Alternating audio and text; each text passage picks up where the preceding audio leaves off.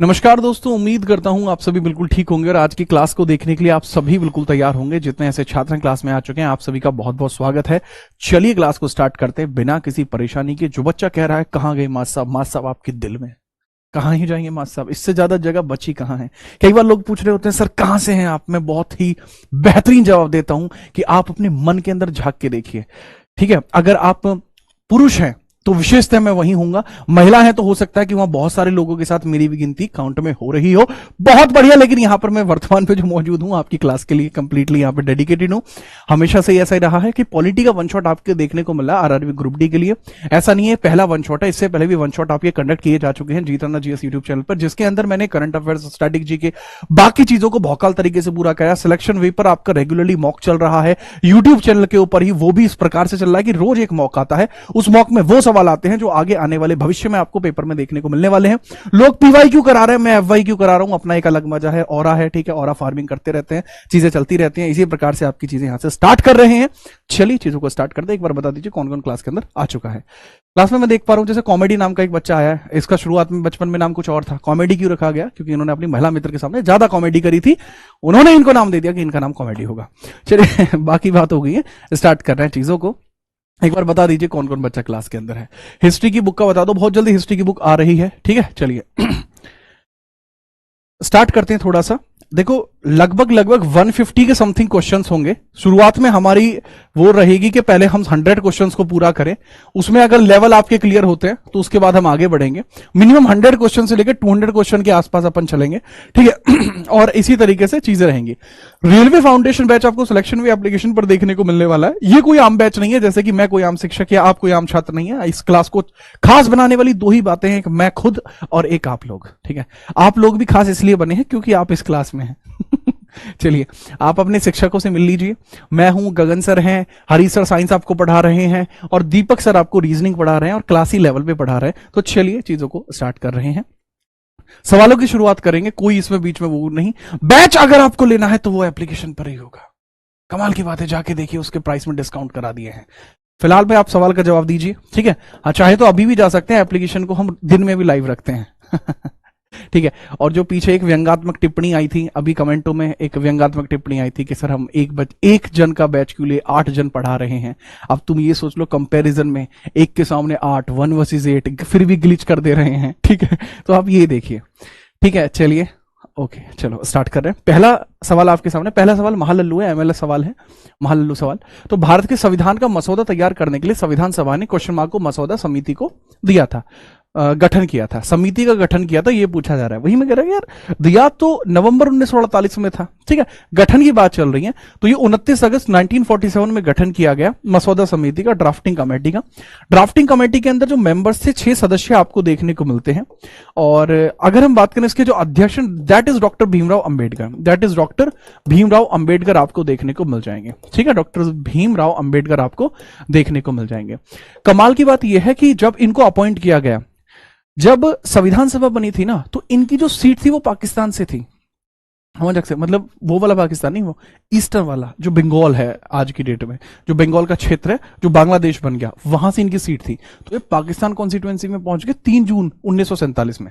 तो specially provision किया गया ताकि ये इंडिया में रहे। तो लाटूर महाराष्ट्र से इनको सीट दी गई दोबारा से, और तब जाके इंडिया में आके संविधान बनाने के लिए राजी हुए। अब क्योंकि ये बड़े विशेष आदमी हुए तो यहां पे इन 6 सदस्यों में से 2 सदस्य ऐसे थे, एक तो डीपी खेतान और एक आपको देखने को मिलते थे बीएल मित्रा।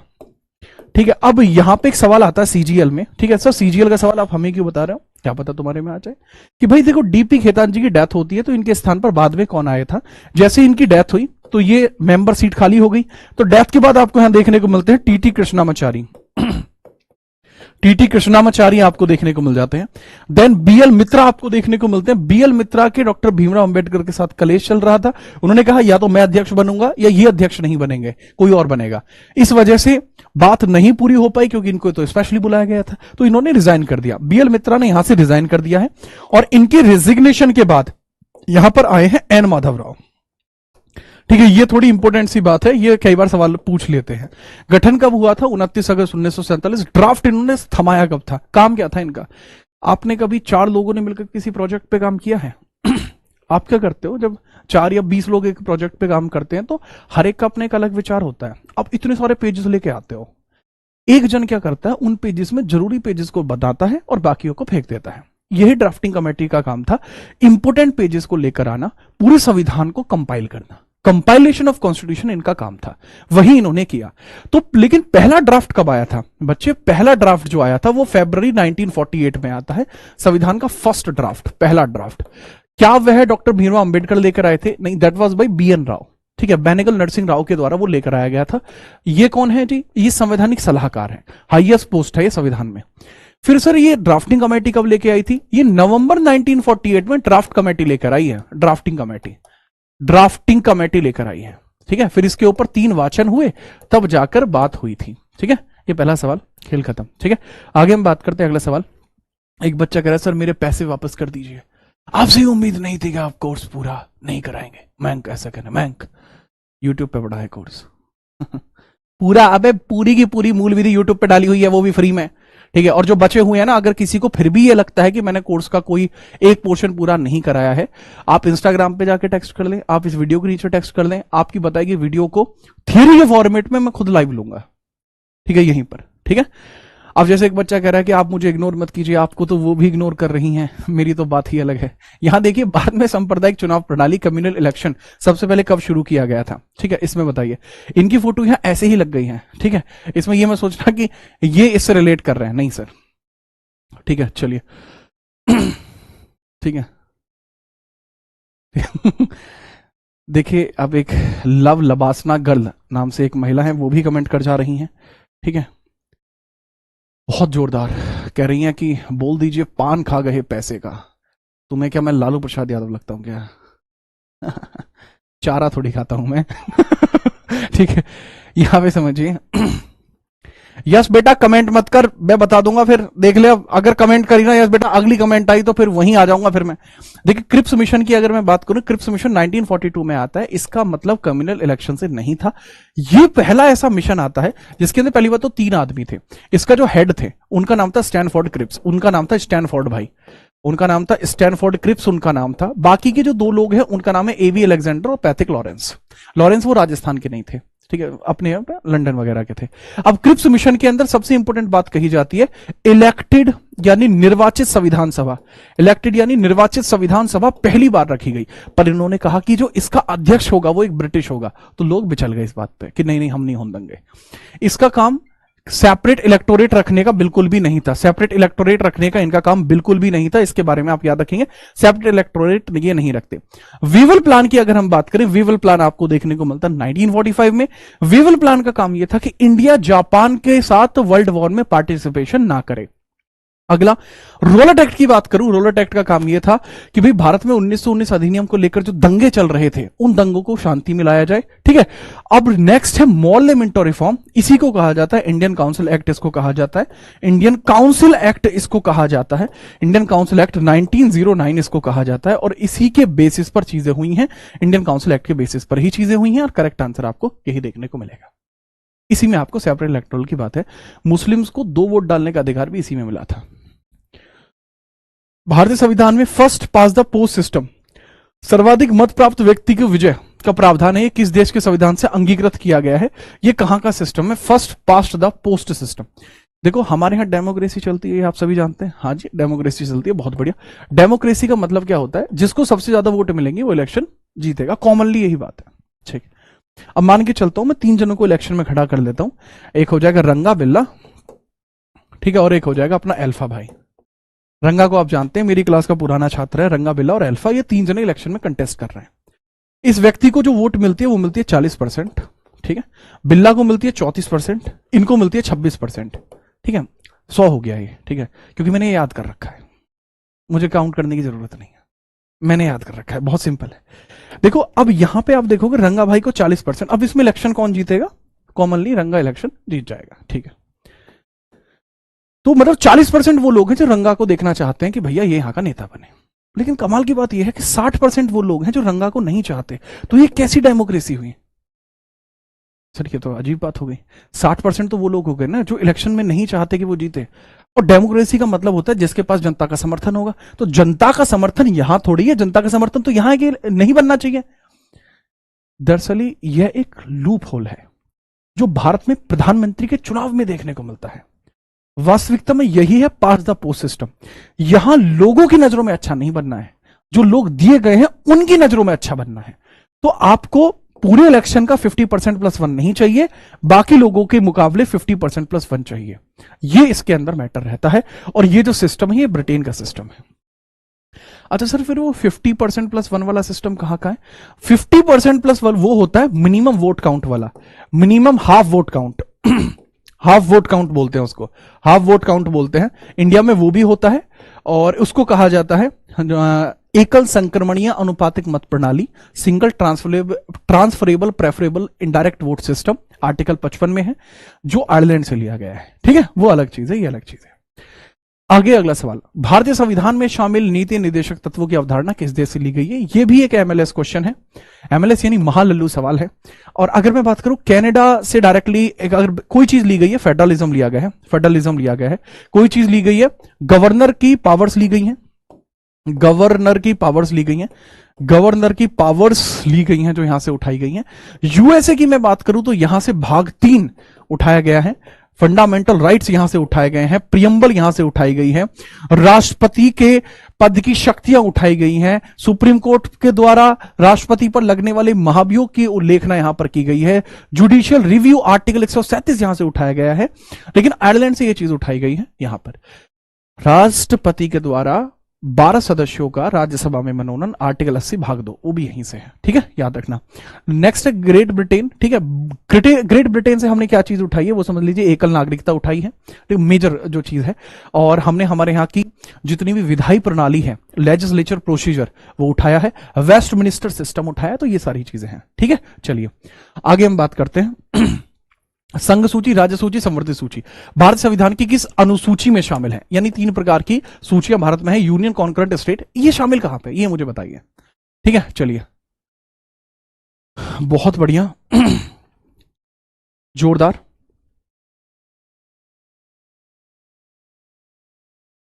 सर इस बैच में आप अकेले जीएस कवर करा देंगे? हाँ, मुझे तो ये लगता है। आप पहली बार मुझसे ज्योग्राफी भी पढ़ पाएंगे। आप में से बहुत से पुराने छात्र होंगे अगर कोई मुझसे ज्योग्राफी पढ़ा है। लास्ट ज्योग्राफी का बैच 2023 में लिया था मैंने। अब दोबारा से आप पढ़ेंगे। ठीक है, अगर कोई, मुझे लग नहीं रहा कि 2023 से अभी तक भी कोई तैयारी कर रहा है, क्योंकि लंबा टाइम हो चुका है यार। फिर भी कर रहे हैं तो जानते होंगे बच्चे उस लेवल वाले। तो ज्यादातर बच्चे कह रहे हैं 7वां थला for a reason correct answer है। 7वीं जो अनुसूची है वो इसीलिए काम करती है। 12वीं अनुसूची के अंदर म्युनिसिपलिटी होती है, म्युनिसिपलिटी आपको देखने को मिलती है। शुरुआती तौर पर नहीं थी, 74वां संविधान संशोधन 1993 के द्वारा ऐड किया गया था। 8वीं अनुसूची में भाषाएं होती हैं, पहले 14 भाषाएं आपकी ऐड की गई थी, वर्तमान में 22 भाषाएं आपको देखने को मिलती हैं। वर्तमान में 22 भाषाएं आपको देखने को मिलती हैं। 10वीं अनुसूची के अंदर दल बदल आपको देखने को मिलता है, डिफेक्शन देखने को मिलता है। ठीक है, आया राम गया राम, वो चीज आपको यहां देखने को मिलती है। ये आपका 52nd सीए के द्वारा 1985 के अंदर एड ऑन किया गया था, 1985 के अंदर एड ऑन किया गया था।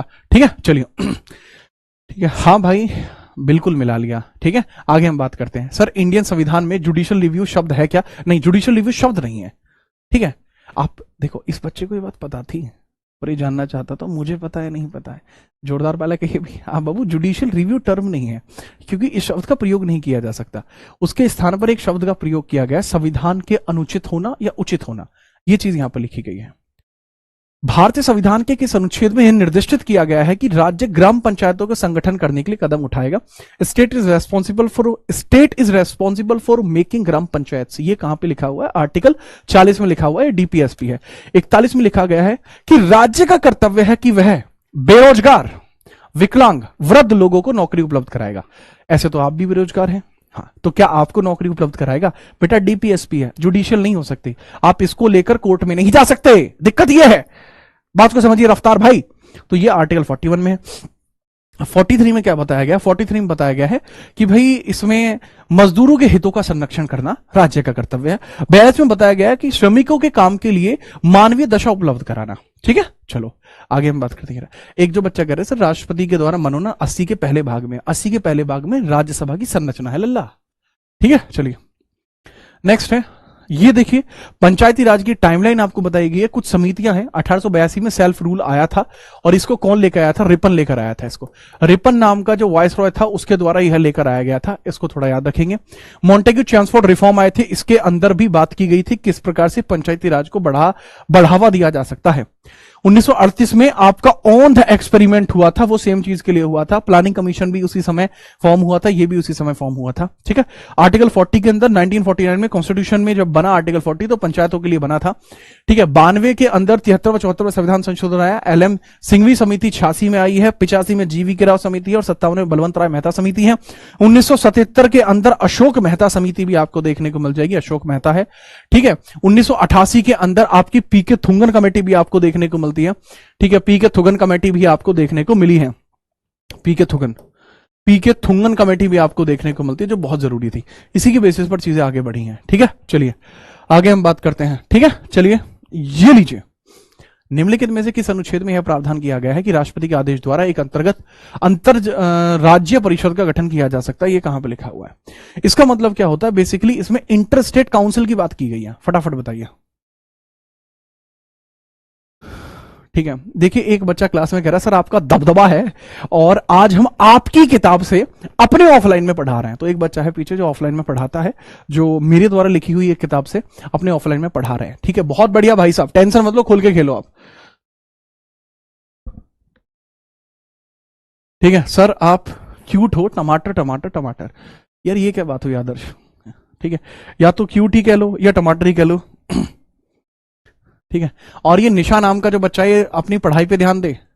निशा नाम के बच्चे पढ़ाई पे ध्यान दो। आप निशा भाई, आप पढ़ाई पर ध्यान दीजिए। हाँ सही बात है, मैसेज आ गया भाई मुझे, और मैसेज में ये आया है कि ध्यान दो पढ़ाई पे निशा भाई, निशा बहन पढ़ाई पे ध्यान दीजिए। मुझे दिखी नहीं कमेंट है। बेटा ये आर्टिकल 263 है जिसमें बताया गया है, जो अंतरराज्य परिषद के बारे में बताया गया है, अंतरराज्य परिषद के बारे में यहां पर बताया गया है। ठीक है, याद रखो। तो 263 के अंदर ये होता है, इसका काम क्या होता है? दो राज्यों के अंदर जब कोई क्लेश हो जाता है तो उसको निपटाने के लिए ये चीजें यहां पर की जा रही होती हैं। इसके बारे में याद रखना। ठीक है ठीक है, याद रखिएगा। तो आर्टिकल 263 के बारे में थोड़ा सा आप ध्यान रखेंगे। अगर मैं बात करूं 262, सर ये वाटर डिस्प्यूट से निपटने के लिए होता है। वाटर डिस्प्यूट से निपटने के लिए आपको ये देखने को मिलता है। It is about the water disputes, it is about the water disputes. Water dispute से निपटने के लिए आपको यह देखने को मिल जाता है। इसके बारे में भी आप याद रखेंगे। ठीक है, चलिए आगे हम बात करते हैं। ठीक है, ये लीजिए अगला सवाल है। पूछा गया कि भारत का संविधान लोकसभा का आकार को सीमित यानी सीमांकन करता है, जिसके तहत क्वेश्चन मार्क निर्वाचित सदस्य तथा 2 सदस्य एंग्लो इंडियन समुदाय का प्रतिनिधित्व करते हैं, जो भारत के राष्ट्रपति के द्वारा नामांकित किए जाते हैं। हालांकि सवाल पुराना हो चुका है, हालांकि सवाल पुराना हो चुका है।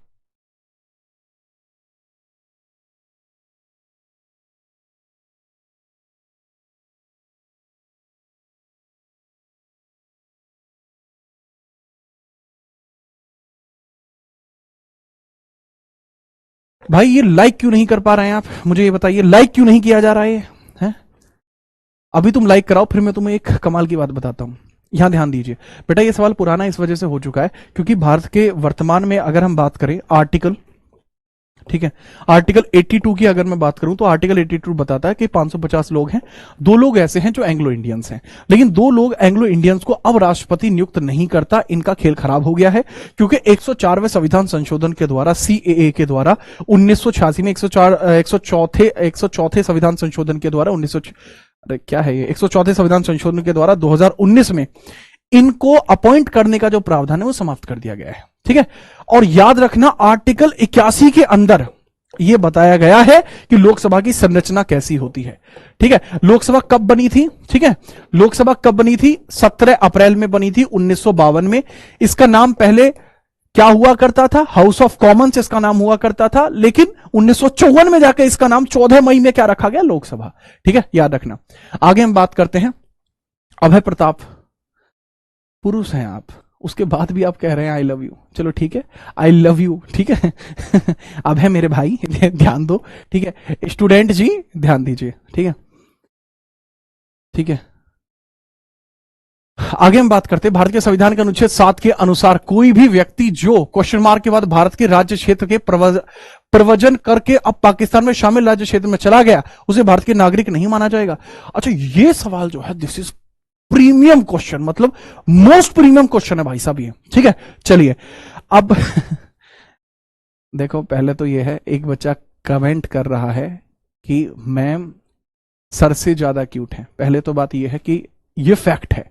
दूसरी बात यह है कि ये किस तरीके की कमेंट कर रहे हैं भाई आप, सवाल का जवाब दीजिए। भाई मैं ये पूछना चाह रहा हूं, मैंने आपसे सवाल पूछा कि आर्टिकल 7 के अंदर लिखा हुआ है, वो मुझे बताइए क्या लिखा हुआ। देखो आर्टिकल 7 के अकॉर्डिंग अगर हम देखते हैं इंडियन कॉन्स्टिट्यूशन को कोई भी ऐसा पर्सन है जो टेरिटरी के अंदर आपको देखने को मिलता है। ठीक है, चलिए, ठीक है, नहीं मैंने तो कुछ नहीं बोला। ठीक है, ठीक है, बहुत बढ़िया। यहां पे समझिए 1 मार्च 1947 आपको यहां देखने को मिलेगा। ये वो डेट है जिसमें कहा गया कि अगर कोई व्यक्ति भारत से पाकिस्तान जाता है, ठीक है, भारत से कोई व्यक्ति पाकिस्तान चला जाता है तो उसकी नागरिकता रद्द कर दी जाएगी, ये इसमें लिखा हुआ है। अच्छा, एक और बात है, आर्टिकल 6 में भी एक डेट लिखी हुई है। सवाल पूछा जाता है कि आर्टिकल 6 में किस डेट का उल्लेखीकरण किया गया है। तो आर्टिकल 6 में जिस डेट का उल्लेखीकरण किया गया वो डेट कौन सी है? 19 जुलाई 1947। अगर कोई व्यक्ति 19 जुलाई 1948 से पहले 19 जुलाई 1948 से पहले पाकिस्तान से भारत आ गया तो खेल खराब, वो स्वतः भारतीय नागरिक बन जाएगा। लेकिन इसके बाद आता है तो फिर उसको भारतीय नागरिक बनने के लिए कई सारे प्रावधानों को देखना पड़ेगा। देखेंगे, बहुत बढ़िया। ये देखिए आर्टिकल 6 है। आर्टिकल 6 में क्या होता है कि जो ऐसे लोग हैं जो पाकिस्तान से भारत आए हैं, ये आर्टिकल 6 है। तुम अब मेरी डिजाइनिंग देखना, कुछ ऐसे लोग हैं जो भारत से पाकिस्तान गए हैं, ये आर्टिकल 7 है। पेपर के लिए ये जरूरी है कि आप ये दोनों चीजें याद रखें, आर्टिकल 6 और आर्टिकल 7 के बारे में। ठीक है, याद रखिएगा। ठीक है भाई यार तुम क्या कराओगे भाई? ओके, याद रखेंगे सर। अभी अभी हमने 12वीं पास किया है तो बहुत बढ़िया, आप बहुत सही जगह आए हैं। आप सीधे पढ़िए, आप सीधा सेलेक्ट हो जाएंगे। आगे हम बात करते हैं, यदि लोगों को एक विशेष समूह को केरल में तेलुगु माध्यम के स्कूल खोलने की अनुमति नहीं दी जाती है तो एक किस मौलिक अधिकार का उल्लंघन है?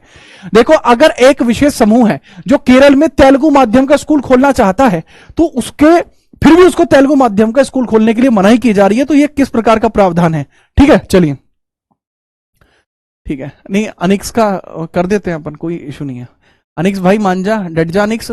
ठीक है, बहुत बढ़िया, फटाफट से मुझे बताइए। एक बच्चा कह रहा है कि जीएस बहुत वीक है, आपकी जिम्मेदारी है। मैं जिम्मेदारी लेता हूं आपकी, ठीक है, टेंशन फ्री रहिए। ठीक है, आगे बढ़े। हाँ भाई, मैंने जिम्मेदारी ली, व्योम भाई आपकी, व्योम सिंह चौहान। आगे बढ़े। देखो बच्चे, इसमें क्या लिखा हुआ है, यह सांस्कृतिक व शैक्षणिक अधिकारों का उल्लंघन है। क्यों? क्योंकि केरल के अंदर अगर हम बात करें, केरल के अंदर तेलुगु भाषा अगर कोई बोल रहा है तो ये एक अल्पसंख्यक हो गया, एक माइनॉरिटी हो गया। तो माइनॉरिटी राइट कहां पर लिखे हुए हैं? माइनॉरिटी राइट कहां पर लिखे हैं सर? माइनॉरिटी राइट लिखे गए हैं आर्टिकल 29 और 30 के अंदर लिखे गए हैं। और एग्जैक्टली अगर यह है इनको स्कूल खोलने की अनुमति नहीं दे रहे हैं तो सीधी बात है आर्टिकल 30 का उल्लंघन है। ठीक है, बात को समझना। अब एक सवाल और बन सकता है आपका कि राजा ये आपको बताना है कि तेलुगु माध्यम है या कुछ भी है, या अल्पसंख्यक माइनॉरिटी बेसिस है, इनका लेवल क्या हो सकता है, आधार क्या हो सकता है? आधार क्या है इनका? सर इनका आधार बहुत क्लियर है। किस आधार पर इनको बताया गया? आधार है जी बिल्कुल क्लियर। और बिल्कुल क्लियर किस तरह है जी? आधार ये कहता है आपको कि भैया ये भाषाई आधार पर और ये धार्मिक आधार पर, लिंग्विस्टिक एंड रिलीजन बेसिस पर ही इनको माइनॉरिटी कहा जा सकता है, बाकी नहीं कहा जा सकता। ठीक है, याद रखिए। आगे बढ़िए। भारतीय संविधान के किस अनुच्छेद का उद्देश्य भारत के संपूर्ण क्षेत्र में नागरिकों के लिए समान नागरिक संहिता लागू करना है? Uniform civil code. देखो, कानून की नजरों में आप सभी समान हो जाएंगे, इसके बारे में प्रावधान कहां पर किया गया है? ठीक है, चलिए, बहुत बढ़िया। मोटिवेशन छात्र कह रहा है सर मेरा मैथ बहुत कमजोर है, ये अब यह जिम्मेदारी आपकी है। देखो, अगर किसी बच्चे का मैथ कमजोर है तो मैं जिम्मेदारी लेता हूं आपकी, और आपकी जिम्मेदारी को मैं सौंपता हूं गगन सर के पास। ठीक है, क्योंकि ये कोई आम बात नहीं है। ठीक है, ये कोई आम बात नहीं है। जिसकी भी मैथ की जिम्मेदारी है वो मैं गगन सर के पास सौंप देता हूं, तो आप आराम से आ जाइएगा। ठीक है, क्योंकि अब ऑरा फार्मिंग मल्टीप्लाई बाई 2 हो चुकी है, तो आप टेंशन फ्री रहिए। ठीक है, आपको मैथ की जो जिम्मेदारी है उसको हम भिजवा देते हैं। आगे हम बात करते हैं, ये लीजिए। ठीक है, अब बताइए यहां पर देखो, आर्टिकल 44 आपको यहां देखने को मिलता है, आर्टिकल 44 किस लिए? यूनिफॉर्म सिविल कोड के लिए। मैं बता चुका हूं, यूनिफॉर्म सिविल कोड को जनवरी 2025 में लागू किया गया है। कहां पर लागू किया गया है? यूके, यूके है जी, यूके यानी उत्तराखंड में लागू किया गया है, ठीक है, याद रखिए। आगे हम बात करते हैं दूसरा 46 आर्टिकल में क्या कहा गया? आर्टिकल 46 में कमजोर वर्ग जितने भी होंगे उनके लिए सांस्कृतिक और सामाजिक जितने भी प्रावधान है वो राज्य के द्वारा किए जाएंगे। आर्टिकल 46 में लिखा हुआ है। आर्टिकल 43 में लिखा हुआ है मजदूरों के जो चीजें हो ना, मजदूरों के हितों का संरक्षण है वो यहां के थ्रू ही किया जाएगा, ठीक है। अब 47 की अगर मैं बात करता हूं तो राज्य का यह कर्तव्य है कि वह अपने नागरिकों का ध्यान रखे, स्वास्थ्य का ध्यान रखे, ठीक है, इसके बारे में याद रखेंगे आप। भारत सरकार के द्वारा अधिग्रहित निम्नलिखित में से कौन सी नीति राज्य के नीति निदेशक तत्वों के द्वारा निर्देशित नहीं है? पूछा यह गया, विच of the following policy adopted by the government of India is not directed by the DPSP. मतलब कौन सी ऐसी चीज है जो डीपीएसपी में शामिल होती हुई देखने को नहीं मिलती? फटाफट बताइए, ठीक है, फटाफट से। बहुत बढ़िया, जोरदार, ठीक है, ठीक है। अनिक्स का मैंने कर दिया है सॉल्यूशन। एक बच्चा किसमें लिख रहा है? लैंग्वेज कौन सी है? बंगाली है ना? हाँ हाँ, बंगाली है। सरपंच साहब कैसे? सरपंच साहब बिल्कुल ठीक है, आप बताओ कैसे हो बेटा? अब गया तू। आगे हम बात करते हैं करेक्ट आंसर क्या होगा। देखो, अगर मैं बात करता हूं ग्राम पंचायतों का जो निर्माण है, ये आर्टिकल 40 में आ गया है ना। अगर मैं डीपीएसपी की बात करता हूं तो सर यह आपको देखने को मिलता है पार्ट 4 के अंदर। पार्ट 4 के अंदर आपको देखने को मिलता है, पार्ट 4 के अंदर आर्टिकल 36 से लेके 51 आपको देखने को मिलता है। दूसरा, भवन निर्माण, ये कोई ऐसा स्ट्रक्चर नहीं है, ये 44 है। Prohibition of intoxicating drink article 47। तो ये सारे तो यहां हो गए, ये तो है ही नहीं भवन निर्माण संबंधी उपबंध जो होते हैं, इसके बारे में तो बातें ही नहीं की गई हैं, ठीक है, याद रखिएगा। तो बात को समझ में आई आपके? हाँ, बहुत बढ़िया, ओके, आ गया है। सर इंग्लिश में भी पढ़ाइए question. I hope the questions are as well in the English. If you have any kind of issue with this Adarsh Pal, kindly tell me, I will tell you each thing in the English as well. Be easy on it brother. ये लीजिए अगला सवाल, भारतीय संविधान का कौन सा अनुच्छेद राष्ट्रपति के सदनों में अभिभाषण और उनके संदेश भेजने के अधिकार से संबंधित है? इंग्लिश यू का हो गए, इंग्लिश ना आती भाई मोह पे। आदर्श यार टेंशन मत लो यार, कैसी बात कर रहा हूं, ठीक है, आपके लिए इंग्लिश के लेटर का इंतजाम करा देंगे, टेंशन फ्री रहिए। पंकज ना मानेगा, राकेश साहू नाम का बच्चा कह रहा है इंग्लिश बोली नहीं जाती, इंग्लिश पी जाती है। जोरदार। आकाश कह रहे हैं 4 टीचर इक्वल टू जीताना सर, थैंक यू सर। आज मैं ऑफलाइन पढ़ने के लिए गया था, वहां भी टीचर आपकी किताब से पढ़ा रहे थे, थैंक यू। यहां पे देख लो अब तुम, पहले तो हंसी दिमाना बंद करो। Which article of Indian constitution related to president right to address to send message to the houses? इसका मतलब क्या? अभिभाषण, राष्ट्रपति का अभिभाषण है ये, तुम समझते नहीं हो। सदनों में अभिभाषण कर सकता है 86 के तहत। अगर यही 87 हो जाता तो विशेष अभिभाषण हो जाता, अगर ये 87 हो जाता तो विशेष अभिभाषण हो जाता, विशेष अभिभाषण हो जाता भाई साहब, मैटर हो जाता यहां पर, ठीक है। इसके बारे में आप याद रखेंगे बिना किसी परेशानी के, ठीक है, याद रखिएगा। 88 की अगर मैं बात करूं, आर्टिकल 88 है special power of attorney general. Special power of attorney general आपको देखने को मिलती है, ऑफ महान्यायवादी यानी अटॉर्नी जनरल आपको देखने को मिल जाएगा, लेवल है जी। अगर हम बात करें 84 के अंदर, अगर हम बात करते हैं तो 84 के अंदर किसके बारे में उल्लेखना दी गई है? अगर आप एक सांसद बनना चाहते हैं तो उसके लिए क्या क्या चाहिए, ठीक है, इसके बारे में बात की जा रही है। आर्टिकल 90 के अंदर क्या बात की जाती है? आर्टिकल 90 में बात की जाती है कि किस प्रकार से राज्यसभा का उपसभापति अपने पद से हटाया जाएगा, ठीक है, याद रखिएगा। आगे हम बात करते हैं, अगला सवाल 14वें, संघ के मंत्रिपरिषद में कितने मंत्री शामिल किए जा सकते हैं? बहुत बढ़िया सवाल का लेवल है, फटाफट बताइए। और बताओ भाई, अनुज बढ़िया लग रही है क्लास, मजे मौज आ रही है, ठीक, हाँ, ओके। ठीक है, ओके, मैं सोचता हूं, ठीक। ठीक है, ठीक है।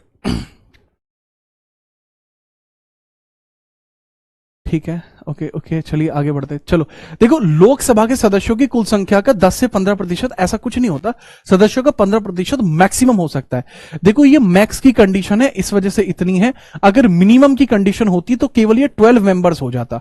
और ऐसा कहां पर लिखा हुआ है? ऐसा लिखे हुए के बारे में जानकारी आर्टिकल 81 में ही आपको देखने को मिलती है, मैक्सिमम मिनिमम का क्राइटेरिया। बट अगर मैं बात करूं 91 CA 91वां संविधान संशोधन जो आपको 2003 में देखने को मिला था, उसके अकॉर्डिंग ये चीज डिसाइड की गई थी कि भाई मंत्री परिषद कितने हो सकते हैं, कितने नहीं हो सकते। ठीक है, इसके बारे में याद रखना।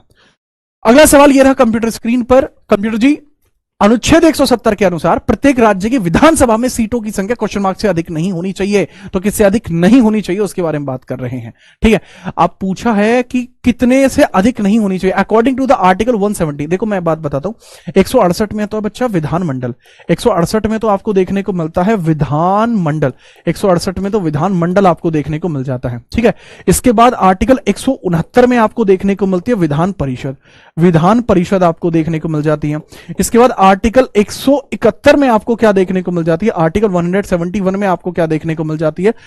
ये दोबारा से विधान परिषद देखने को मिल जाती है। और आर्टिकल 170 में क्या देखने को मिल जाती है? इसमें विधानसभा देखने को मिल जाती है, विधानसभा देखने को मिल जाती है। अब इसी में वो कह रहा है कि विधानसभा यानी लोअर हाउस, जहां बनते विधायक। ठीक है, चाचा विधायक है किसी और के, मेरे नहीं है। तो अगर 170 की हम बात करते हैं तो इसमें सीधे तौर पर याद रखना 500 से अधिक संख्या नहीं होनी चाहिए, मिनिमम 60 होते हैं, कंडीशन यही कहती है। याद रखोगे? कोई दिक्कत तो नहीं है ना? बहुत बढ़िया, जोरदार। ये लीजिए अगला सवाल, ये रहा आपके सामने। भारतीय संविधान का कौन सा अनुच्छेद पंचायतों की लेखाओं की संपीक्षा से संबंधित है?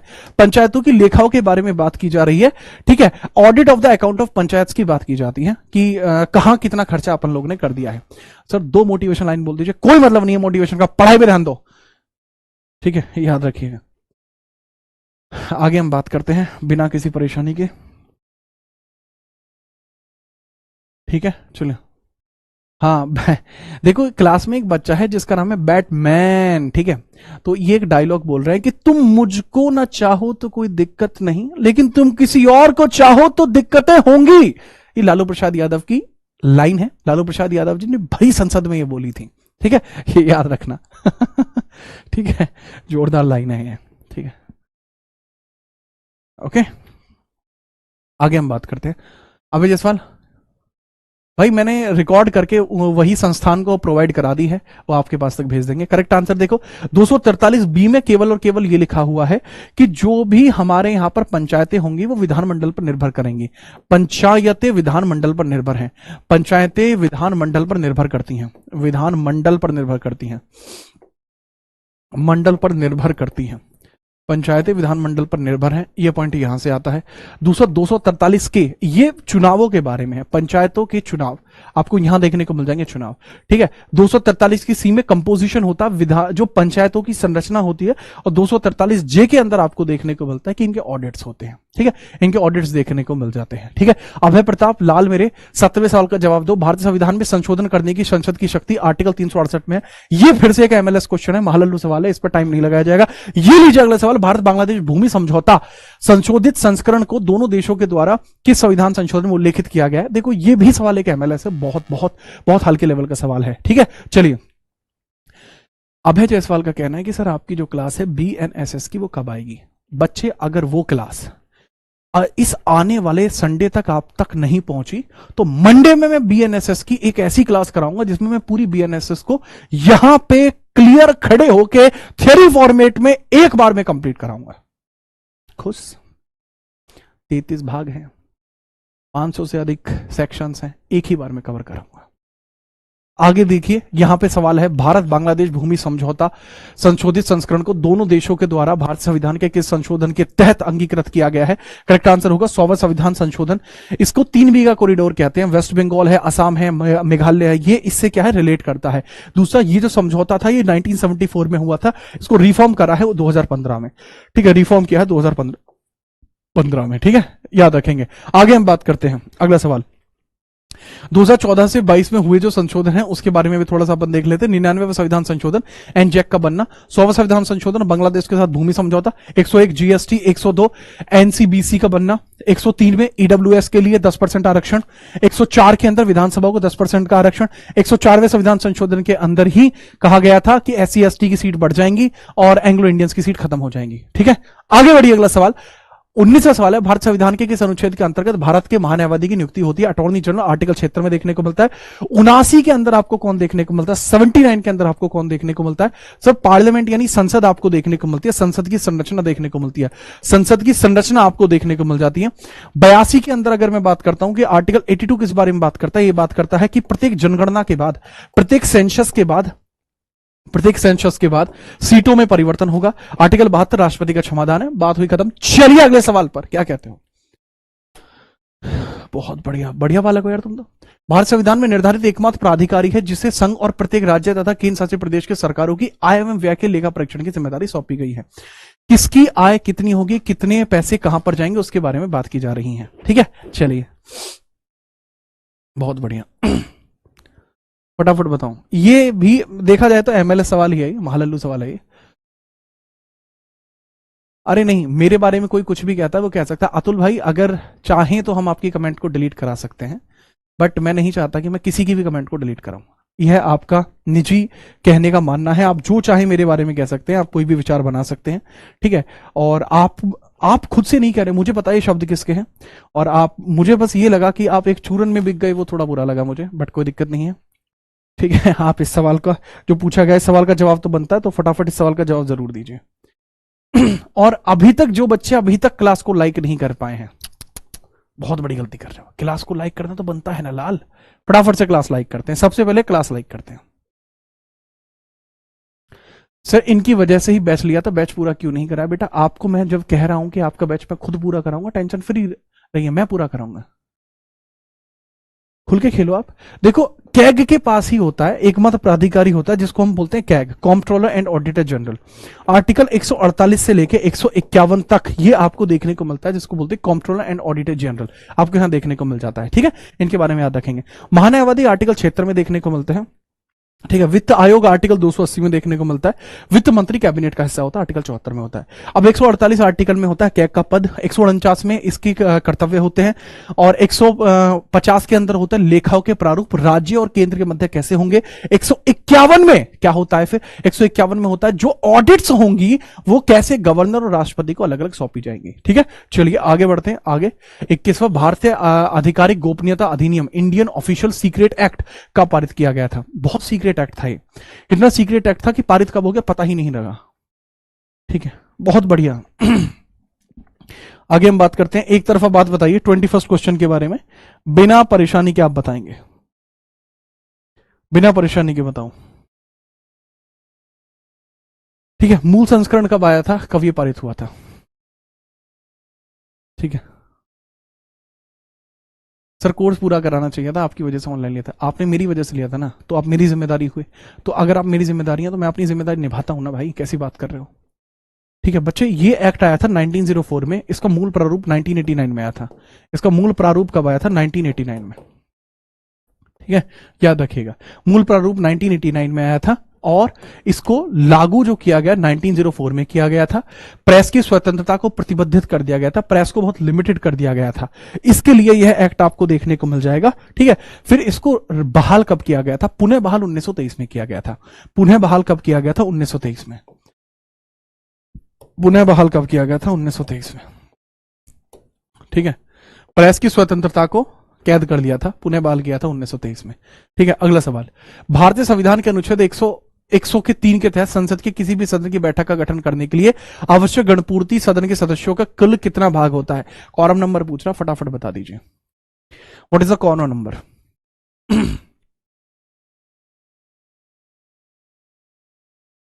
बैच में तो रिकॉर्डिंग दे दिया गया। तो अतुल बाबू मैं लाइव हूं ना अभी आपके सामने, टेंशन मत लो, जरूरत पड़ेगी ठीक है आपको, जब जब मैं तब तब आपके समर्थन में हूं। ये बात आप यूट्यूब वाले बच्चों से पूछ के देख लेना कि पीछे मैं तकरीबन 1.5 महीने इस चैनल पे क्लास नहीं ले पाया, तो कोई तो वजह रही होगी। आज मैं आप लोगों के सामने क्लास ले रहा हूं, तो इसकी भी कोई वजह रही होगी। तो अतुल भाई, मैं सब चीजें नहीं बता सकता और ना ही मैं इस बारे में चर्चा करना चाहता। आप लोगों के लिए कुछ अच्छा करना चाहता हूं, वर्तमान में कर रहा हूं। आरोप प्रत्यारोप लगते रहेंगे, परंतु आपका सिलेक्शन होता रहना चाहिए, ठीक है।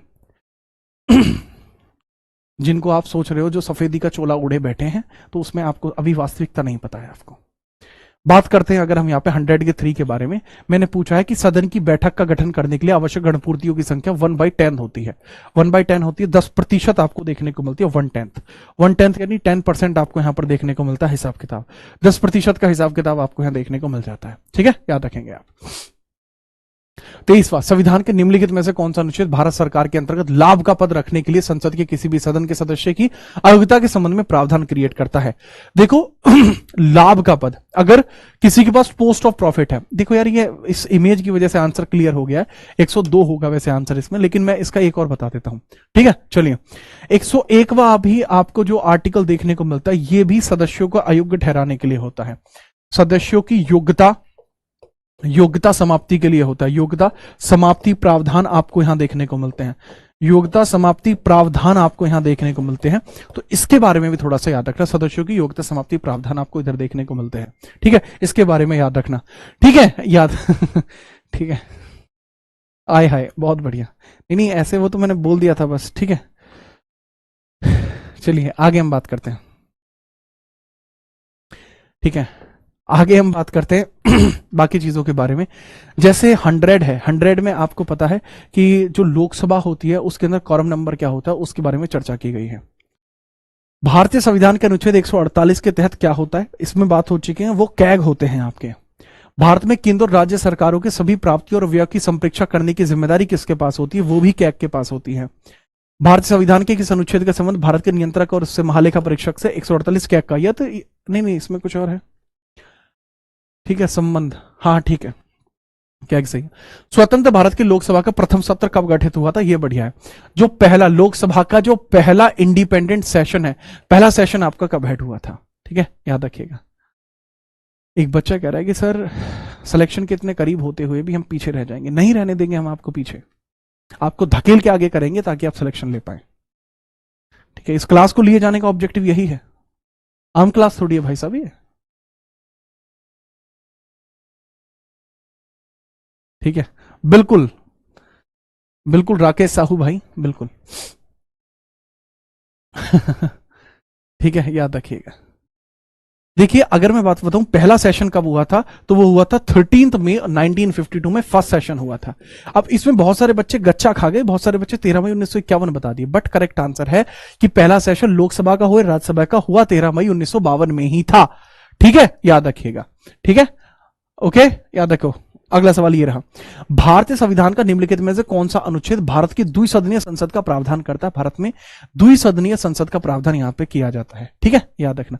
एक बच्चा कह रहा है सर यहां से कहीं मत जाइएगा, अबे घर है मेरा ये, परिवार है मेरा ये, ठीक है, पारिवारिक चीजें हैं यहां पे। अब बात को समझिए और बताइए, द्विसदनीय संसद का प्रावधान किया जाता है भारत के अंदर, बाइकैमरलिज्म देखने को मिलेगा, वो आर्टिकल 79 में आपको देखने को मिलता है, ठीक है, याद रखना। बाइकैमरलिज्म आपको देखने को मिलता है, बाइकैमरलिज्म आपको देखने को मिलता है, बाइकैमरलिज्म आपको देखने को मिलता है, जिसको द्विसदन शासन के तौर पर जाना जाता है, ठीक है, याद रखेंगे। 49 के अंदर बताया गया है कि जितनी भी सार्वजनिक संपत्ति है उसको आप क्षति नहीं पहुंचाएंगे। 89 के अंदर मैं बता चुका हूं आपको, इसमें राज्यसभा सभापति के बारे में जानकारियां दी जाती हैं। 59 क्लॉज के अंदर आप देखते हैं राष्ट्रपति के पद पर रहने के लिए शर्तें क्या होती हैं, योग्यता नहीं बेटा, शर्तें, ठीक है, याद रखो। अगला, लोकसभा के पीठासीन अधिकारी को क्या कहा जाता है, फटाफट बताइए। लोकसभा का जो प्रिजाइडिंग ऑफिसर होता है लोकसभा का, वो कौन कहलाता है?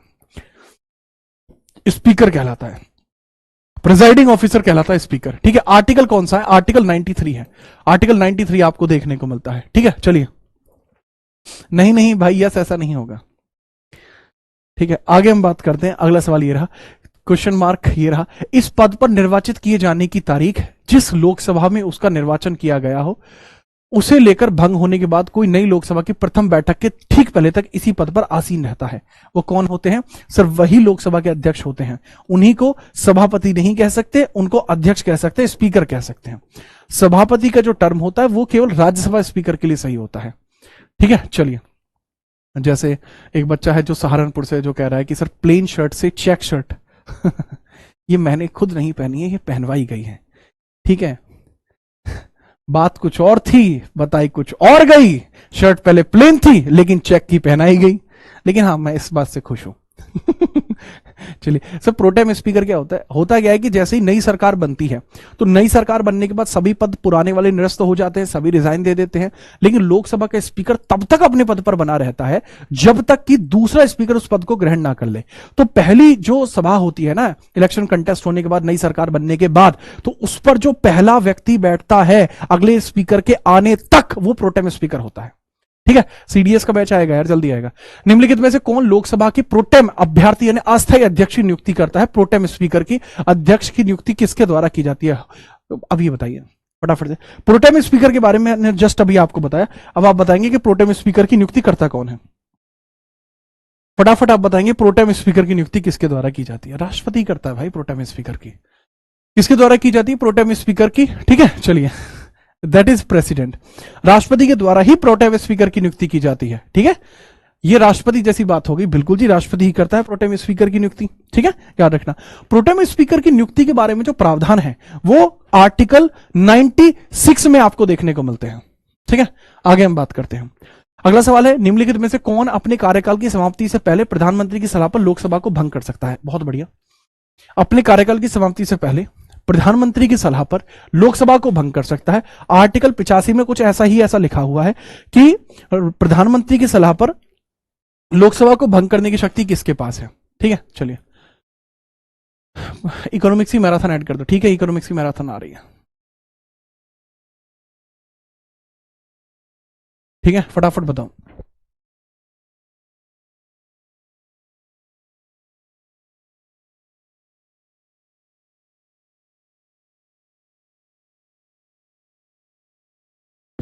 हाँ, अरे बिल्कुल, अरे नहीं नहीं सर, डिजूर क्या होता है? डिजूर यानी कानून के अनुसार। आर्टिकल 85 है, राष्ट्रपति कर सकता है, ये क्षमता राष्ट्रपति के पास ही है। राष्ट्रपति के पास ये क्षमता है कि वो लोकसभा को भंग कर सकता है, लेकिन किसके कहने पर? प्रधानमंत्री के कहने पर ऐसा संभव है। ठीक है, चलिए, नेक्स्ट है अगला सवाल 33वां। भारतीय संविधान के निम्नलिखित में से कौन सा अनुच्छेद यह उल्लेखित करता है कि प्रत्येक वर्ष के प्रथम सत्र के प्रारंभ में राष्ट्रपति संसद के दोनों सदनों के एक साथ संबोधित करेंगे और सत्र के कारणों से संसद को अवगत कराएंगे? जोरदार सवाल। इसको बोला जाता है क्या भला? स्पेशल एड्रेसिंग होती है। यही स्पेशल एड्रेसिंग है, यही स्पेशल एड्रेसिंग है लल्ला। इसी को बोला जाएगा विशेष अभिभाषण। इसके लिए आर्टिकल फटाफट आप बताएंगे, विशेष अभिभाषण आपको कहां देखने को मिलता है? फटाफट आप बताइए भाई साहब। विशेष अभिभाषण आर्टिकल 87 के पहले क्लॉज में देखने को मिलता है। आर्टिकल 87 के पहले क्लॉज में आपको विशेष अभिभाषण देखने को मिलता है, तो इसके बारे में इन चीजों को आप याद रखेंगे। ठीक है, विशेष अभिभाषण आपको यहां देखने को मिलता है, स्पष्टतः इसके बारे में आप याद रखेंगे। ठीक है, आगे बढ़े अगले सवाल की तरफ। ठीक है, चलिए आगे हम बात करते हैं। जैसे 86 के अंदर केवल अभिभाषण होता है, लेकिन विशेष अभिभाषण कब हो सकता है? या तो in the case of emergency या पहला सेशन। ठीक है, ये लीजिए अगला सवाल। भारतीय संविधान का कौन सा अनुच्छेद राज्यसभा की संरचना से संबंधित है? राज्यसभा की संरचना आर्टिकल 80 में होती है। राज्यसभा की संरचना कहां आपको देखने को मिलती है? 80 में आपको देखने को मिलती है। इसके बारे में आप याद रखेंगे। ठीक है, याद रखो। अगला सवाल है, राज्यसभा के कामकाज के बारे में निम्नलिखित में से कौन सा कथन सही है? राज्यसभा के कामकाज के बारे में, राज्यसभा भारत के राष्ट्रपति की सहमति से भंग होती है। जहां तक मुझे याद है आर्टिकल 83 में यह बात स्पष्ट लिखी हुई है कि हमारी राज्यसभा भंग नहीं हो सकती, है ना? ये लिखा हुआ है, जोरदार, कभी भंग नहीं हो सकती। यही तो बात है, यही कथन सही है। लोकसभा भंग होने के बाद राज्यसभा भंग होती है? नहीं, राज्यसभा के सदस्यों का कार्यकाल 6 वर्ष होता है, जो प्रत्येक 2 वर्ष 1/3 रिटायर होते हैं। अगला सवाल, राज्यसभा का सदस्य बनने के लिए एक भारतीय नागरिक की न्यूनतम आयु 30 वर्ष की होती है। एक भारतीय नागरिक की न्यूनतम आयु 30 ईयर्स तक की होती है। इसके बारे में आपको याद रखना है। ठीक है, अगला सवाल। अच्छा, लोकसभा के लिए कितनी है? लोकसभा के लिए आपकी है 25 और विधानसभा के लिए 25 है। विधान परिषद के लिए और या राज्यसभा के लिए इतनी है। विधान परिषद के लिए, राज्यसभा के लिए इतनी है। ठीक है, दूसरा है राष्ट्रपति बनने के लिए 35, राज्यपाल बनने के लिए भी 35 ही है। ठीक है, याद रखो। अगला सवाल ये रहा आपके सामने, भारतीय संविधान के किस अनुच्छेद में कहा गया है कि राज्यसभा यथाशक्य शीघ्र अपने किसी सदस्य को अपना सभापति चुनेगी, और जब जब उपसभापति का पद रिक्त होता है तब तक राज्यसभा किसी अन्य सदस्य को अपने सभापति चुनेगी। इसके बारे में कहां जानकारी दी गई है? अरे ये भी महालल्लू सवाल है। ये भी एक तरफा आसान सवाल आपके सामने आ चुका है, फटाफट इसके बारे में बताएंगे आप। ठीक है। देखो बहुत आसान है, स्पीकर के बारे में पूछा जा रहा है। ठीक है, ठीक है।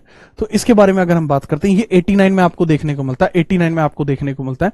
डायरेक्टली 89 क्लॉज के बारे में आप ये चीज याद रखेंगे। ठीक है, चलो डायरेक्टली याद रखेंगे, जोरदार। बाकी 370 के अंदर विशेष प्रावधान है जम्मू कश्मीर के लिए।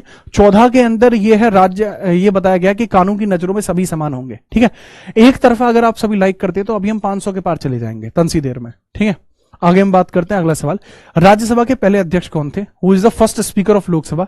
इनका नाम है आपके, बताइए। राज्यसभा के पहले स्पीकर कौन है? ये फोटो गलत लगा रखा है, ये जीवी मावलंकर साहब है। मैं वही कह रहा था यार, ये तो मावलंकर साहब है, ये तो लोकसभा में थे, वही तो। ठीक है, आंसर बताओ।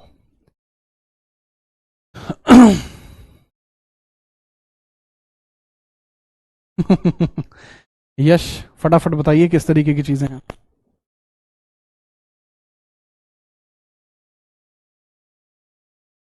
ठीक है, अब मावलंकर साहब नहीं होंगे गधे, एस राधाकृष्णन होंगे, सर्वपल्ली राधाकृष्णन, क्योंकि चेयरमैन ऑफ राज्यसभा बताए गए हैं जो एस राधाकृष्णन, सर्वपल्ली राधाकृष्णन आपको देखने को मिलेंगे। ठीक है, इनके बारे में याद रखना। भारतीय संविधान का कौन सा अनुच्छेद धन विधेयक की परिभाषा से संबंधित है? भाई परिभाषा पूछी गई है, आर्टिकल 110 में हो जाएगी। 120 में बताया गया संसद की भाषा के बारे में बात की गई है, संसद की भाषा के बारे में बात की गई है, संसद की भाषा।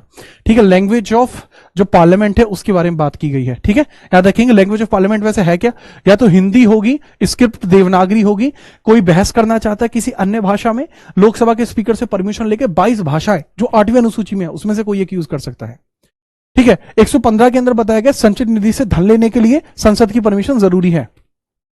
100 में बताया गया कुछ संसदीय प्रक्रियाएं जैसे कोरम संख्या हुई या निर्णायक मत हुई, वो चीज यहां बताई गई है। अगला सवाल ये रहा, फेंक के मारा है, कौन सा अनुच्छेद भारत में राज्यपालों की नियुक्ति का प्रावधान करता है? राज्यपालों की नियुक्ति का प्रावधान कहां किया गया है?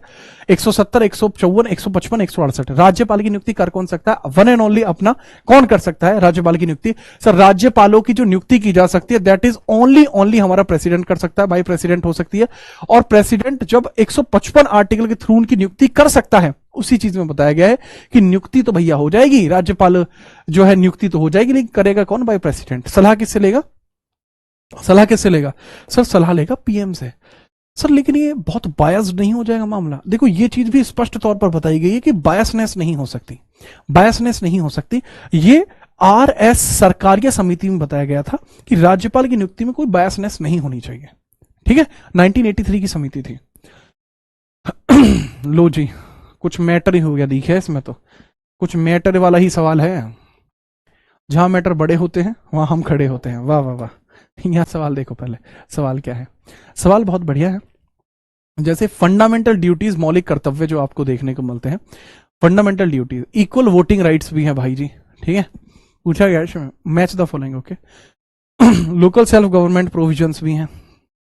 ठीक है, रिलीजियस फ्रीडम एश्योरेंस भी है। ठीक है,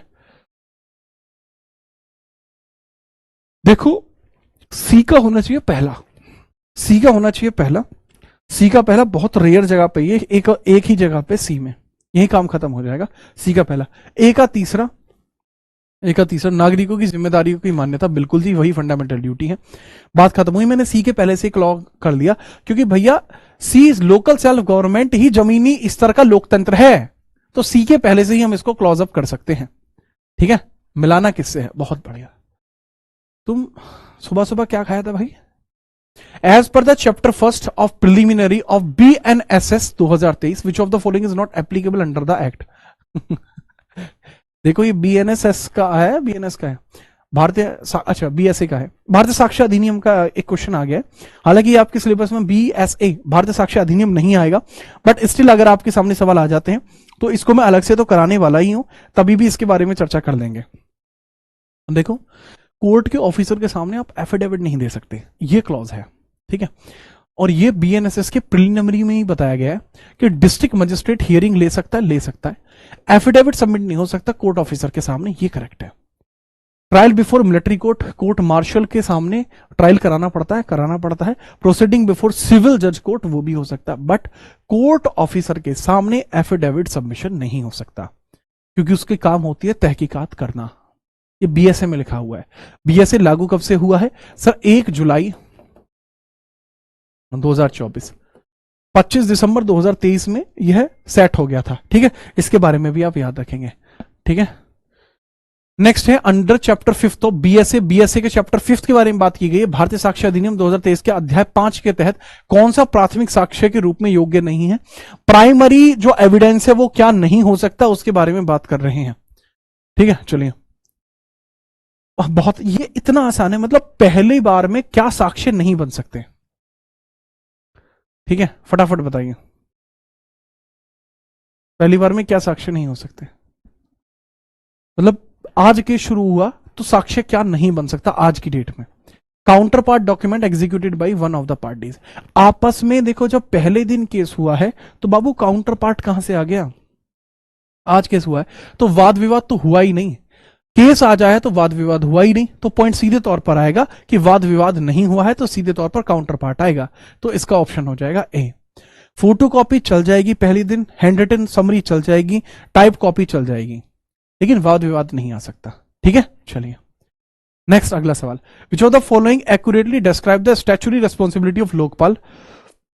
देखो, लोकपाल एक्ट आपको देखने को मिलता है 2013 वाला, तो आप मुझे लोकपाल की जिम्मेदारी बता दीजिए, लोकपाल क्या होता है? लोकपाल 2014। ठीक है, देखो बायसनेस का मतलब क्या होता है? वो पक्षपात। अब यहां देखिए, लोकपाल और लोकायुक्त का काम क्या होता है? ये 2013 में एक्ट आया, 2014 में लागू हुआ। ठीक है, और इसके तहत ही पहला लोकपाल कब नियुक्त हुआ था? पहला लोकपाल 2019 में। पहला लोकपाल कब नियुक्त हुआ था? 2019 में। क्या नाम था? पिनाकी चंद्र घोष। अब पूछा यह जा रहा है कि लोकपाल का काम क्या होता है। ठीक है, लोकपाल को राष्ट्रपति को वार्षिक रिपोर्ट प्रदान करने का आदेश जिस संसद के दोनों सदनों के समक्ष रखा जाएगा। लोकपाल प्रधानमंत्री के कार्यालय के प्रत्यक्ष प्रशासनिक नियंत्रण लेता है। प्रतिकृति चुनाव आयोग को नियंत्रित रिपोर्ट प्रकाशित करता है। भ्रष्टाचार मामलों को अंतिम निर्णय लेने का कार्य सौंपा गया है। बहुत आसान हो जाएगा, काफी आसान आपको देखने को मिल जाएगा। इसके बारे में आप सीधे तौर पर जान सकते हैं। ठीक है, याद रखिएगा। देखो, याद रखना, लोकपाल के पास न्यायिक शक्तियां नहीं है। एक संवैधानिक निकाय लोकपाल नहीं है। लोकपाल अगर एक संवैधानिक निकाय होता तो इसके लिए आर्टिकल होता, बट लोकपाल के लिए तो कोई आर्टिकल ही नहीं है। तो सीधे तौर पर करेक्ट आंसर क्या होगा? करेक्ट आंसर होगा ए। करेक्ट आंसर क्या होगा बाबू? ए। क्यों? क्योंकि यह केवल एक रिपोर्ट बना के दे सकता है, भ्रष्टाचार की रिपोर्ट, बट वो शब्द ऊपर छिपाया गया ताकि आपके लिए टफ बन जाए। आगे हम बात करते हैं। बताइए, विच of the following statement is correct context of constitutional interpretation and judicial doctrine? संवैधानिक व्याख्या और न्यायिक सिद्धांत के संदर्भ में निम्नलिखित में से कौन सा कथन सही है? इसके बारे में मुझे बताएंगे। डॉक्ट्राइन के बारे में बात कर रहे हैं। ठीक है, कंटेक्स्ट ऑफ कॉन्स्टिट्यूशनल इंटरप्रेशन के बारे में, कॉन्स्टिट्यूशनली किसी चीज का रिप्रेजेंटेशन कैसे हो सकता है उसके बारे में चर्चा की जा रही है, उसके बारे में थोड़ा सा बताइए।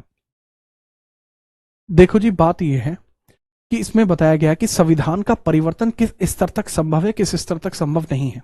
ठीक है, उसके बारे में बात कर रहा है। भारत का संविधान अनुच्छेद 368 के तहत मूल संरचना शब्द का स्पष्टीकरण देता है? नहीं। आर्टिकल 368 में किसी प्रकार से इसके बारे में चर्चा ही नहीं की गई। दूसरा है, न्यायपालिका की भावना आधारित व्याख्या के विचार को अस्वीकार कर दिया गया, केवल लिखित बारे में ही बात की गई है। ऐसा भी कुछ नहीं है। मूल संरचना सिद्धांत को सर्वोच्च न्यायालय ने संविधान की मूलभूत विशेषताओं की रक्षा के लिए अस्तित्व में लेकर आए थे। ये आपका 1973 में केशवानंद केस में आया था। केशवानंद केस के अंदर देखने को मिलता था। केशवानंद, सुप्रीम कोर्ट इसको लेकर आया था। करेक्ट आंसर यही है। ठीक है, अब तो समझ में आई हार्ड क्वेश्चन कैसे आते हैं? अब आई बात समझ में? अब तक जो लल्लू सवाल कर रहे थे तब तो बहुत नाच रहे थे, एक सवाल ढंका सा आ गया तो हंस गए, लग गई पार्किंग। बेटा ऐसे काम नहीं चलता, फील्डिंग सेट हो जाएगी ऐसे तो तुम्हारी। ठीक है, ये मैं सोचना कि एसएससी का जो चेयरमैन है वो खाली एसएससी के पेपर देख रहा है। बेटा रेलवे का चेयरमैन भी ऐसा ही है, घूमती गेम चले, गेम में फेम चले। ठीक है, हल्के में मत लेना। संविधान सभा में मौलिक अधिकार, अल्पसंख्यकों और जनजाति और बहिष्कृत क्षेत्रों पर सलाहकार समिति का अध्यक्ष कौन होता है? कौन था पूछा है। Advisory committee on the fundamental rights, minorities, tribal and excluded area, कौन था? एडवाइजरी कमेटी देखने को मिल रही है। इनके हेड कौन थे? सरदार वल्लभ भाई पटेल। जवाहरलाल नेहरू जो थे वो किसके थे? वह आपको पता लगेगा, जो जवाहरलाल नेहरू हैं वह आपके केंद्र शक्ति के थे। केंद्र शक्ति समिति के थे, केंद्र शक्ति के थे, केंद्र संविधान के थे और राज्य संविधान के, राज्य शक्ति के थे। ये 3 पार्टियों के थे। डॉक्टर भीमराव अंबेडकर प्रारूप के थे, बात खत्म हुई। के मुंशी जो थे ये आपके उसके थे, order of business, order of business, order of business के हेड आपको के मुंशी देखने को मिले थे। ठीक है, चलिए आगे हम बात करेंगे। चलिए अगला सवाल, read the below statement related to concurrent list. Union law override state law in conflict. संघ का कानून राज्य के कानूनों पर प्राथमिकता लेता है। State law can prevail if reserved and ascended by the president. राज्य का कानून प्रबल हो सकता है यदि इसे आरक्षित किया जाए और राष्ट्रपति के द्वारा इसको स्वीकृत किया जाए। तो क्या यह प्रबल हो सकता है? प्रबल होने की कंडीशंस के बारे में बात करता है। अगर राष्ट्रपति किसी को अपना समर्थन देता है तो जी हां, वह प्रबल हो सकता है। ठीक है, याद रखिएगा, बोथ। ठीक है, ठीक है, याद रखना है। धर्मेंद्र जी यार बहुत जोरदार आदमी थे। ठीक है, और आज आप सभी को इसके बारे में बताऊं, एक बच्चे की कमेंट भी आई है, मैं आपको बता दूं, धर्मेंद्र जी कमाल के आदमी थे, बहुत बेहतरीन पर्सनैलिटी थे। और थे शब्द का प्रयोग मैंने यहां इस कारण से किया कि उनका अभी रिसेंटली जो है स्वर्गवास हो गया। ठीक है, उनके निज निवास पर ही इस जानकारी के बारे में बाकी लोगों को पता लगा। अभी वो हमारे बीच नहीं रहे। एक लेजेंडरी एक्टर हैं और उन्होंने बहुत कुछ दिया इंडस्ट्री को, साथ में हम लोगों को भी बहुत कुछ सीखने के लिए बहुत कुछ बताया भी। तो ऐसे लेजेंडरी एक्टर को मैं हमेशा दिल से कहता हूं कि भाई दिल की गहराइयों से उनकी आत्मा को भगवान शांति दे, ये मैं कहना चाहूंगा। ठीक है, तो बात को समझना। आगे हम बढ़ते हैं, उससे पहले देखो उन्होंने ना बहुत सारी मूवी दी, जैसे शोले मूवी उनकी कमाल की मूवी थी, उसमें दोस्ती के बारे में भी बात की गई है, नैतिकता के बारे में बात की गई है। ठीक है, और बाकी चीजों के बारे में भी बात की गई है। तो एक अच्छे व्यक्ति हैं। ठीक है, याद रखें। ठीक है, जैक स्पैरो बेटा मांझा। आगे हम बात करते हैं, भारतीय साक्ष्य अधिनियम किस प्रमुख सुधार को लाता है? भारतीय साक्ष्य अधिनियम किस प्रमुख सुधार को लेकर आता है, बताइए। Digitalization of evidence, introduction of new fundamental right, abolishment of supreme court, removal of all existing law. नहीं, यह है डिजिटलाइजेशन ऑफ एविडेंस, ये बीएसए में बताया गया है। ठीक है, चलिए सर, उनकी सारी मूवी अच्छी होती है। हाँ, अच्छे आदमी है यार, जय और वीरू, बिल्कुल वो लेजेंडरी टर्म बन चुका है। आगे हम बात करते हैं, अगला सवाल ये रहा, statutory grant state by the union government under article 275 constitution are primary recommended by which body? Bharat संविधान के अनुच्छेद 275 के अनुसार केंद्र सरकार के द्वारा राज्य को वैधानिक अनुदान देना, यह किसके अधीन आएगा? यह किसके द्वारा कराया जाता है? 275 के अंदर जो उल्लेखित ग्रांट है वो कौन बताता है? सर, फाइनेंस कमीशन के अंदर ही ग्रांटों के बारे में बात की जाती है। ठीक है, चलिए फाइनेंस कमीशन की बात की जाती है। ठीक है, याद रखना, फाइनेंस कमीशन के बारे में बात की जाती है, याद रखना। हाँ भाई, मैं मूल विधि पूरी कराऊंगा, यूट्यूब पे पूरी कराऊंगा। आगे हम बात करते हैं 50वां सवाल, which part of Indian constitution known as the Magna Carta? ठीक है, एंड गारंटी फंडामेंटल राइट्स। ये देखिए महाललू सवाल है, इस पे आप नहीं इलझ सकते। इसका करेक्ट आंसर हो जाएगा भाग 3 ही मैग्ना कार्टा है। इस बारे में तो आप जानते हैं, भाग 3 ही मैग्ना कार्टा है बाबू। ठीक है, तो ये रहा 51वां सवाल, फटाफट बताइए। भारत के राष्ट्रपति संविधान के अनुसार अनुच्छेद 75(4) के तहत केंद्रीय मंत्रियों को पद और पद की गोपनीयता की शपथ कौन दिलाता है? इसके बारे में मुझे बताइए। ठीक है, मैं 1 मिनट पानी पी रहा हूं, फटाफट बताइए।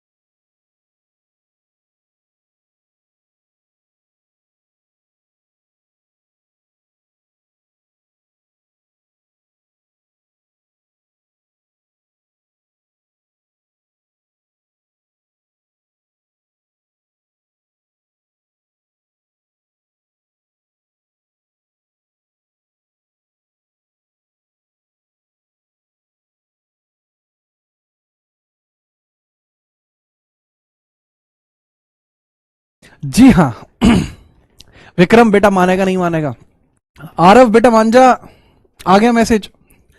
ठीक है ठीक है। अब पूछा है oath and the office of secretary of the union minister under article 75 का 4। तो ये शपथ दिलाने का काम है, ये किसके द्वारा किया जाता है? प्रेसिडेंट ऑफ इंडिया, भारत के राष्ट्रपति शपथ दिलाते हैं। इस बारे में क्लैरिटी दी गई है। ठीक है, याद रखना अबे भाई, याद रखिएगा। ठीक है, आगे हम देखते हैं। अगला सवाल ये रहा, भारतीय संविधान का कौन सा अनुच्छेद भारत में निर्वाचन आयोग की स्थापना के बारे में बताता है?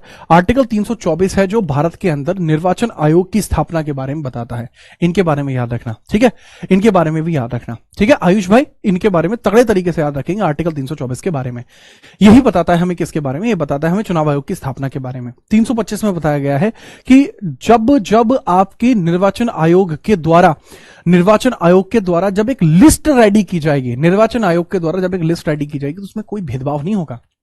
326 के अंदर बताया गया है कि वोट डालने का अधिकार आपका एक संवैधानिक अधिकार है, ये एक लीगल राइट है। राइट टू वोट 326 में ही आपको देखने को मिला है। राइट टू वोट आपको यहां देखने को मिल जाएगा। और राइट टू वोट किस बेसिस पर है? लोकसभा और विधानसभा में वोट डालने के लिए आपको देखने को मिल जाएगा। ठीक है, याद रखना। अगला सवाल, संविधान के 26वां संशोधन 1971 के द्वारा क्या किया गया था, उसके बारे में बताइए। ठीक है, इसका आंसर होना चाहिए आर्टिकल 291, बट ऑप्शन में नहीं है तो क्या करूं? देखो ये बहुत अच्छा सवाल है। ठीक है, चलिए ये बहुत अच्छा सवाल है। कहा गया है कि जो 26वां संविधान संशोधन आपको देखने को मिलता है 1971वां, उसके थ्रू क्या किया गया था? देखो मुझे याद है इसके थ्रू प्रिवी पर्स पॉलिसी को समाप्त किया गया था। Abolition of privy purse policy, abolition of privy purse, abolition of privy purse policy, privy purse policy आपको देखने को मिल जाएगा। प्रिवी पर्स पॉलिसी आपको देखने को मिल जाएगा।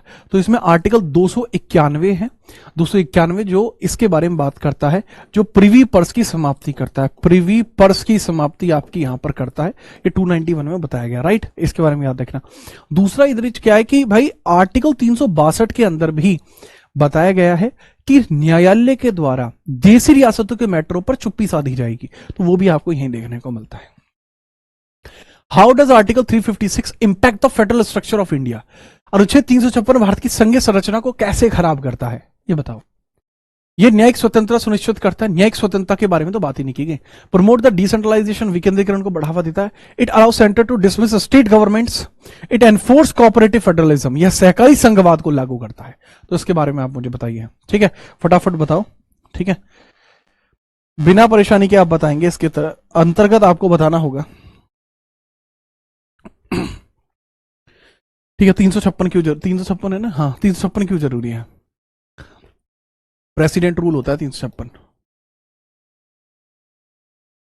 यही तो बात है। प्रेसिडेंट के पास ये शक्ति है कि वो किसी भी राज्य सरकार की समाप्ति कर सकता है या उसको कुछ समय के लिए सस्पेंड कर सकता है, डिसमिस स्टेट गवर्नमेंट्स। और ये बताता है ऐसा फेडरल्स में नहीं होता है, बट यहां देखने को मिलता है, तो फेडरलिज्म को खराब करता है। ठीक है, आगे हम बात करते हैं। अगला सवाल ये रहा, which of the following pair is incorrectly match with respect to the schedule of Indian constitution? कौन सी ऐसी शेड्यूल है जो इनकरेक्टली मैच हो रखी है? 11वीं अनुसूची power and responsibility of panchayat, 11वीं अनुसूची मेरे ख्याल से सही है। 12वीं में, ठीक है, इलेक्शन ऑफ, ये गलत है, रॉन्गली मैच है, रॉन्गली मैच है, ये करेक्ट आंसर होगा। पूछा है कि सही सुमिलित है, वही तो मैं कह रहा हूं, सही सुमिलित है। पहली सही सुमिलित लग रही है मुझे तो, क्योंकि 10वीं में दल बदल है, ये भी नहीं है। 9वीं के अंदर आपका भूमि सुधार है, ये भी नहीं है। सीधी बात है। केंद्र राज्य संबंध वैसे भी 7वीं में है आपका, तो वो भी तो याद रखोगे।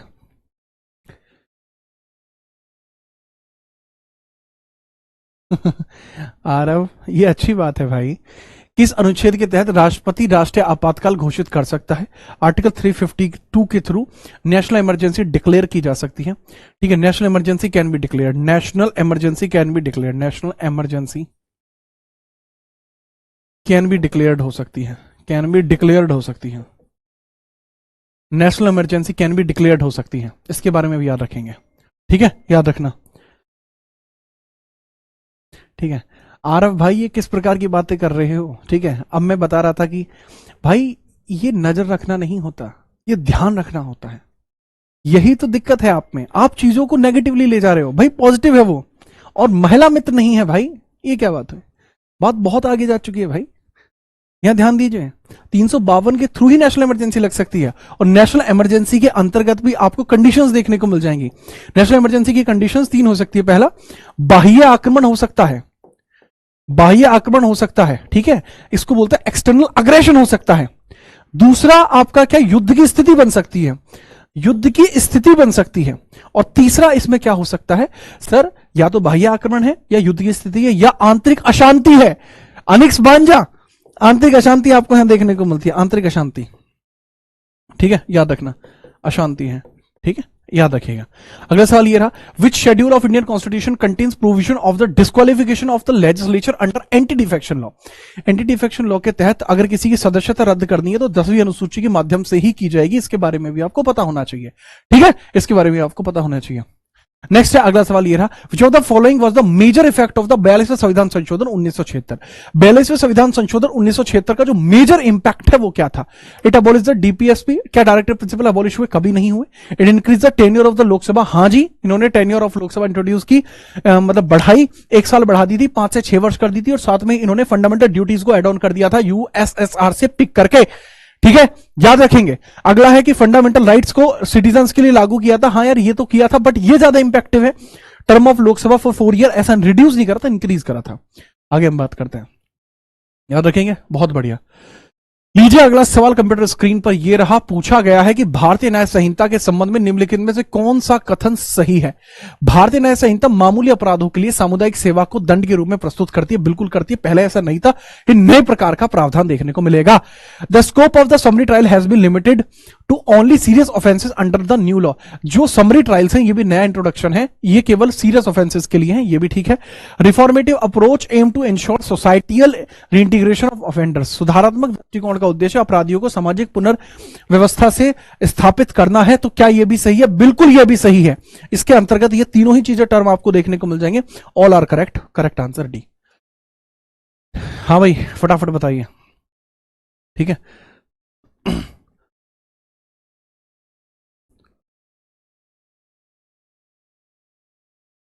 आरव ठीक है भाई, साइंस के फाउंडेशन बैच के बारे में अपन बात करते हैं, ठीक है, आगे बात करें। ठीक है, चरण कुमार आ गए हैं, बहुत बढ़िया चरण भाई, ठीक है। चरण भाई आपको मैं बता दूं, जिनकी बात आप कर रहे हैं एक अच्छे आदमी हैं, जिनकी भी बात अभी आपने की, लेकिन आप अच्छे आदमी नहीं हो, क्योंकि अभी आपको कुछ पता नहीं है, जिस बारे में आप बात कर रहे हो वो आपको पता नहीं है, ठीक है। चरण मैं तुम्हारी कमेंट को ब्लॉक नहीं करूंगा, बहुत बढ़िया आदमी हो तुम, ये तुम करते रहना, 2-4 दिन और करना, 10 दिन और करना, और फिर बढ़िया लगेगा आपको, ठीक है। आपको अब इतिहास जानने की जरूरत है, कोई नहीं, आप क्लास में आइए, इतिहास जनवाएंगे आपको। चलिए बात करते हैं यहां पर अगले सवाल की। सवाल आपके सामने है कि स्टेटमेंट को पढ़ना है, आंसर करना है। भारत का संविधान विधायी विषयों को 3 सूचियों में विभाजित करता है, केंद्र, राज्य, समवर्ती। परफेक्ट है, स्टेटमेंट सही है। जंगली जानवरों और पक्षियों का संरक्षण विषय 42वें संविधान संशोधन के द्वारा राज्य सूची से समवर्ती सूची में स्थानांतरित कर दिया गया, जोरदार, ये भी सही है। दोनों ही स्टेटमेंट आपको सही देखने को मिलते हैं, दोनों ही स्टेटमेंट आपको सही देखने को मिलते हैं, इसमें किसी प्रकार की कोई कमी आपको देखने को नहीं मिलती, ठीक है, नहीं मिलती, ठीक है। तो केवल अगर हम बात करें, तीसरा स्टेटमेंट है, only the parliament of India can make laws on the subject under the concurrent list. ऐसा कुछ नहीं है बेटा, अगर कॉन्करेंट लिस्ट पर काम करना है तो पार्लियामेंट ऑफ इंडिया और किसी राज्य का लेजिस्लेचर भी इस पे काम कर सकता है, तो दोनों ही इस पे काम कर सकते हैं। तो करेक्ट आंसर होगा इसमें पहला और दूसरा, तीसरा स्टेटमेंट इसमें गलत है। Only statement first and second, ठीक है, याद रखिएगा। आगे हम बात करते हैं।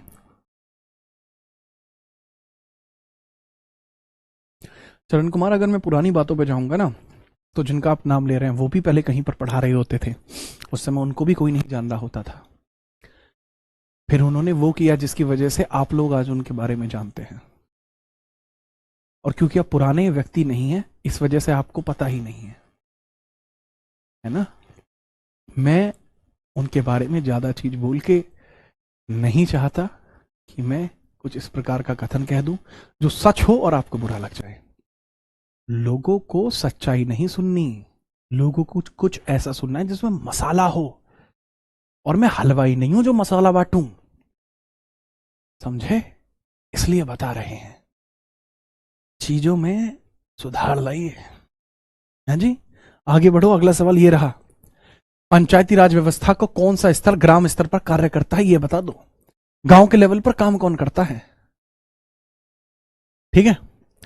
नेक्स्ट है पंचायत समिति है, जिला परिषद है, ग्राम पंचायत है, ग्राम सभा है। ग्राम सभा काम करती है सर जी, ग्राम स्तर पर ग्राम सभा काम करती है। ठीक है, याद रखना। ठीक है। नेक्स्ट है अगला, एनआरसी, यानी इसका नेशनल रजिस्टर ऑफ सिटीजन्स। आपने सुना होगा ये टर्म बड़ा फेमस था, सीए एनआरसी, इसके बारे में बहुत ज्यादा चीजें आया करती थी। ठीक है, उसके बारे में बहुत बातें होती हैं। ठीक है, चलिए तो उसके बारे में हम बात करते हैं। ठीक है। इसमें समझिए, to conduct the census, to issue voter ID cards, to deport illegal immigrants, to verify citizens claim for the individual excluded from NRC. तो एनआरसी में पूछा गया है कि एनआरसी प्रक्रिया में विदेशी न्यायाधिकरण की भूमिका क्या रही है, जो फॉरेन ट्राइब्यूनल्स हैं उनकी भूमिका क्या रही है। देखो, फॉरेन ट्राइब्यूनल्स के बारे में बात करें तो ये वेरीफाई करने की, verify citizen claims for individual excluded from NRC, जो एनआरसी से निकल चुके हैं उनके बारे में जानकारी देने के लिए चीजें की गई हैं। ठीक है, चलिए। ठीक है, चलिए आगे हम बात करते हैं। ये लीजिए, Which of the following is correctly matched with their leadership role in the Constitutional Assembly during the making of Indian Constitution? निम्नलिखित में कौन सा संविधान सभा में उनकी नेतृत्व भूमिका के साथ सही सुमेलित है? ऐसा कौन है जो मतलब करेक्टली आपका मैच करता है? ठीक है, बताइए फटाफट। करेक्ट आंसर की चर्चा कर लेते हैं।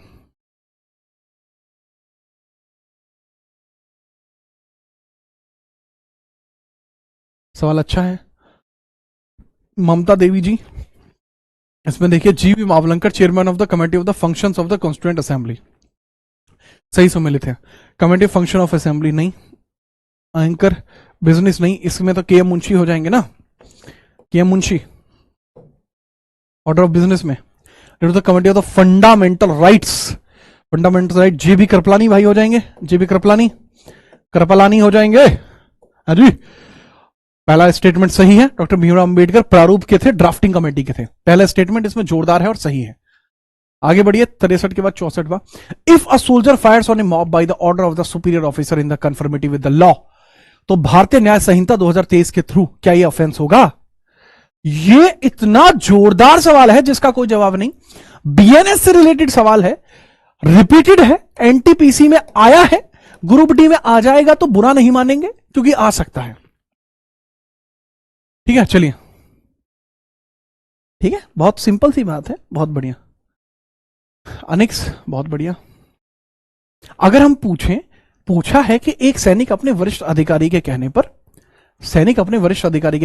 गोली चला देता है, वो किसी आदमी को लग जाती है, आदमी निबट जाता है, उसका खेल हो जाता है, खेला हो बे। अब पूछा यह गया है, क्या वह अपराध है? नहीं जी, वो अपराध नहीं है।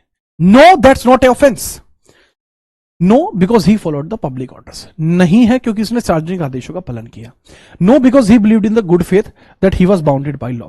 नहीं है क्योंकि उसने वो सद्भाव में विश्वास किया कि वह कानून से बाध्य है।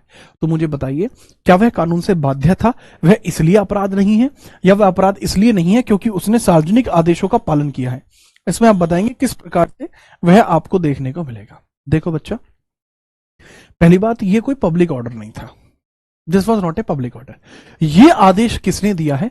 यह आदेश दिया गया है सोल्जर फायर ए मॉब सुपीरियर ऑफिसर के द्वारा, और क्योंकि सुपीरियर ऑफिसर ने ऑर्डर दिया तो करेक्ट आंसर बनेगा यह अपराध नहीं है, क्योंकि वह लॉ के द्वारा बाउंडेड है, ताकि वो सीनियर की बात माने। ठीक है, चलिए। ठीक है, चलिए।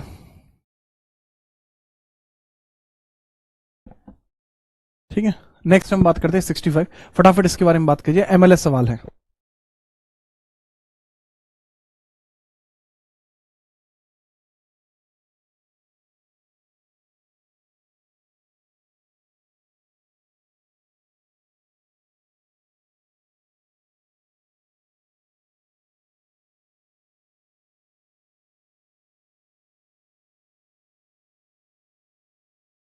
चलो फटाफट बताओ।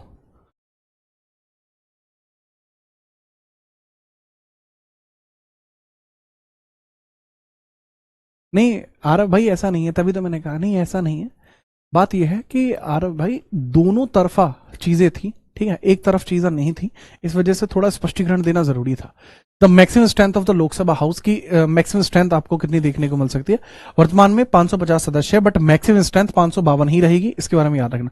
550 नहीं करेंगे, मैक्सिमम स्ट्रेंथ 552 के साथ ही जाएंगे, ठीक है, 552 के साथ जाएंगे, 550 नहीं होगा, 550 नहीं होगा, ठीक है, 552 के साथ ही आप जाएंगे, ठीक है। चलिए, ठीक है, फटाफट से।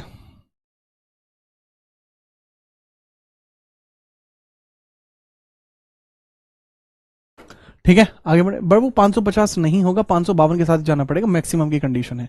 ठीक है, आगे बढ़िए, अगला सवाल। As per the chapter first preliminary of the Bharatiya Sakshya Adhiniyam which of the following is not applicable under the act? Hearing before a district magistrate, affidavit submitted to the court officer. Affidavit court officer के सामने नहीं लग सकते। आगे हम बात करते हैं, ये लीजिए अगला सवाल। आइडेंटिफाई द फॉलोइंग, जो कॉन्स्टिट्यूशनल एट्रीब्यूट्स है इनको आइडेंटिफाई करने के बारे में आप बताइए, क्या आइडेंटिफाई किया जा सकता है?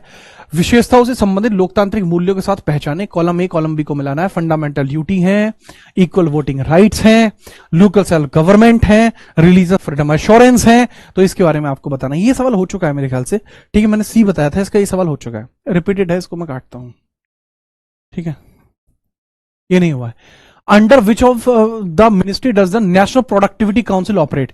राष्ट्रीय उत्पादकता परिषद किस मंत्रालय के अधीन आती है? उत्पादकता परिषद किस मंत्रालय के अधीन आती है, फटाफट बताइए। उत्पादकता परिषद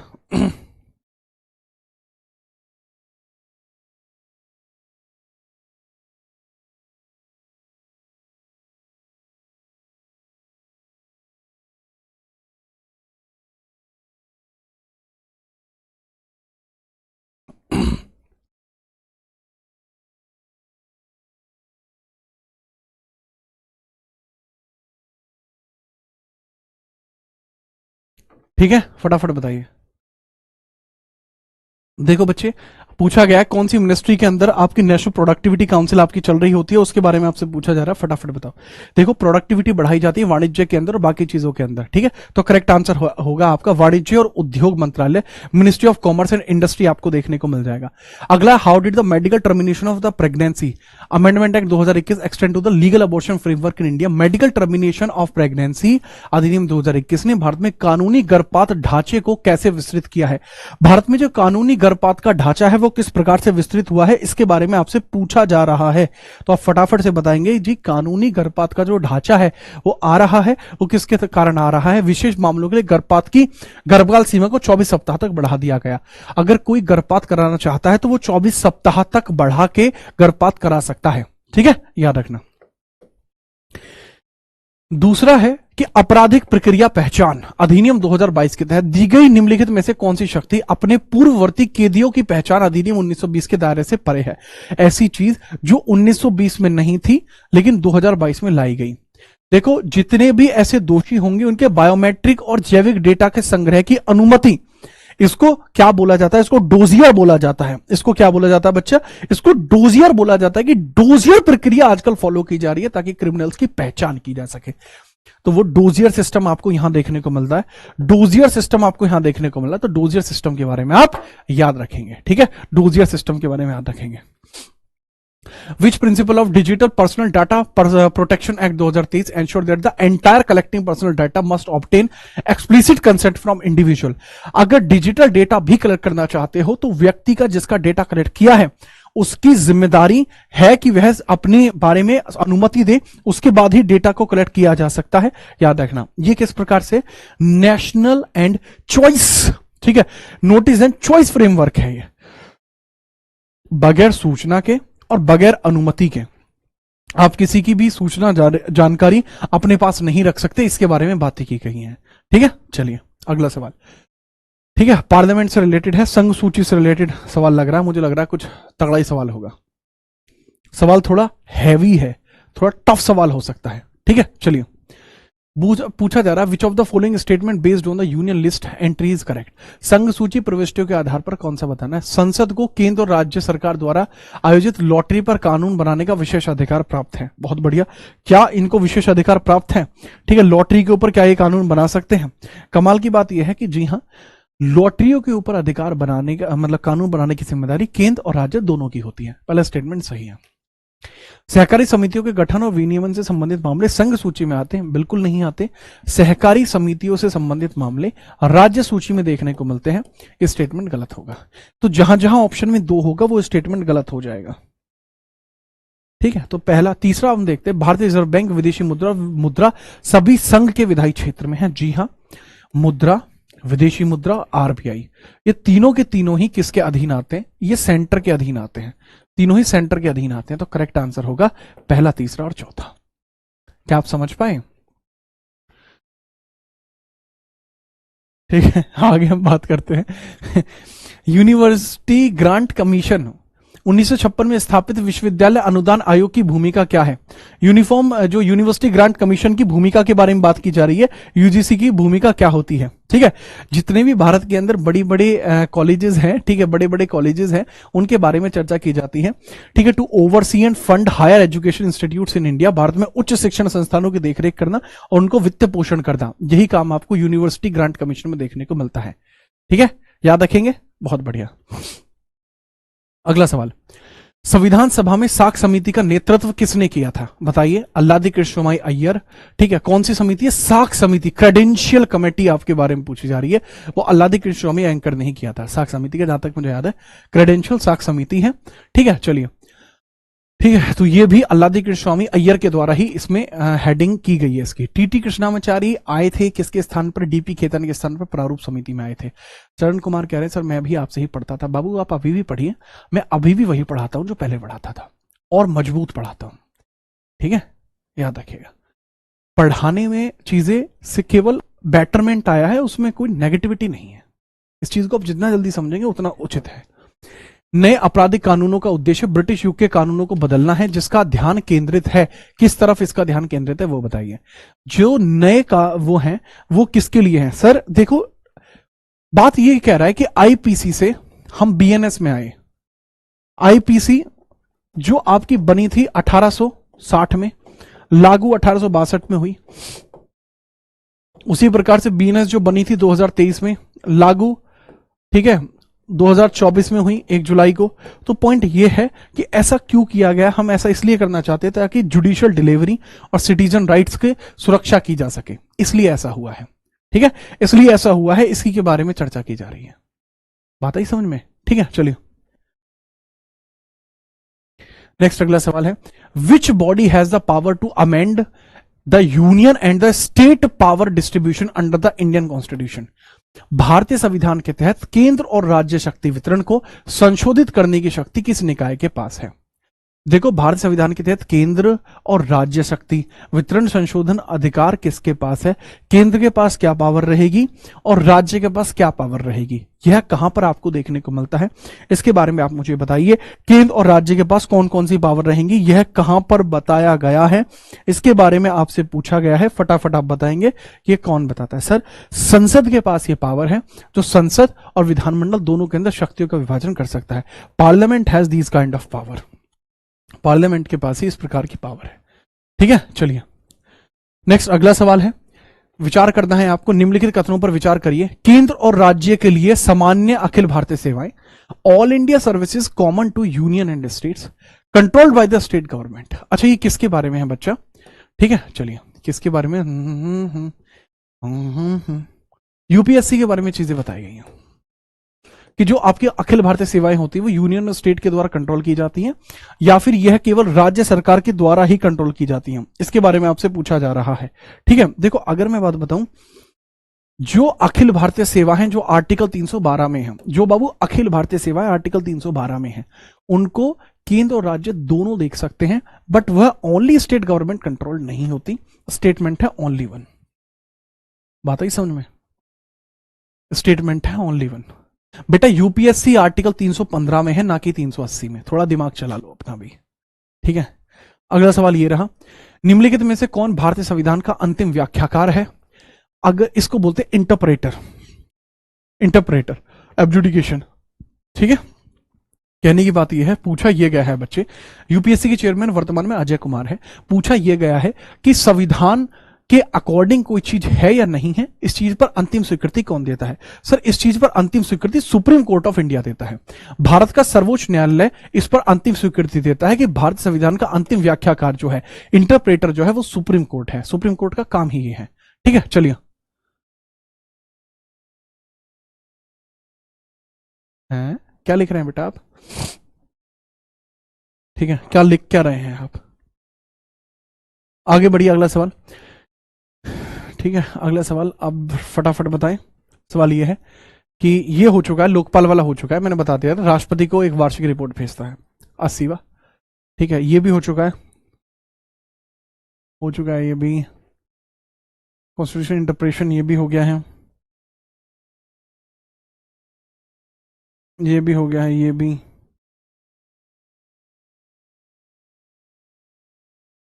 नहीं ये नहीं हुआ है। हाँ ये हाथ से चलिए।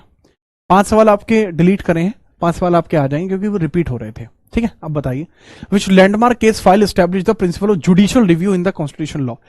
न्यायिक जो आपको होता है ना, जो जुडिशियल रिव्यू आपको देखने को मिलता है, आर्टिकल 137 जुडिशियल रिव्यू, जो यूएसए से लिया गया एक प्रावधान है, इसको स्टैब्लिश किया जाता है। किस डिसीजन के बाद इसको स्टैब्लिश किया गया था, उसके बारे में आपसे पूछा जा रहा है। किस डिसीजन के बाद इसको स्टैब्लिश कर दिया गया है, उसके बारे में आप मुझे बताइए, किस डिसीजन के बाद इसको स्टैब्लिश किया गया है।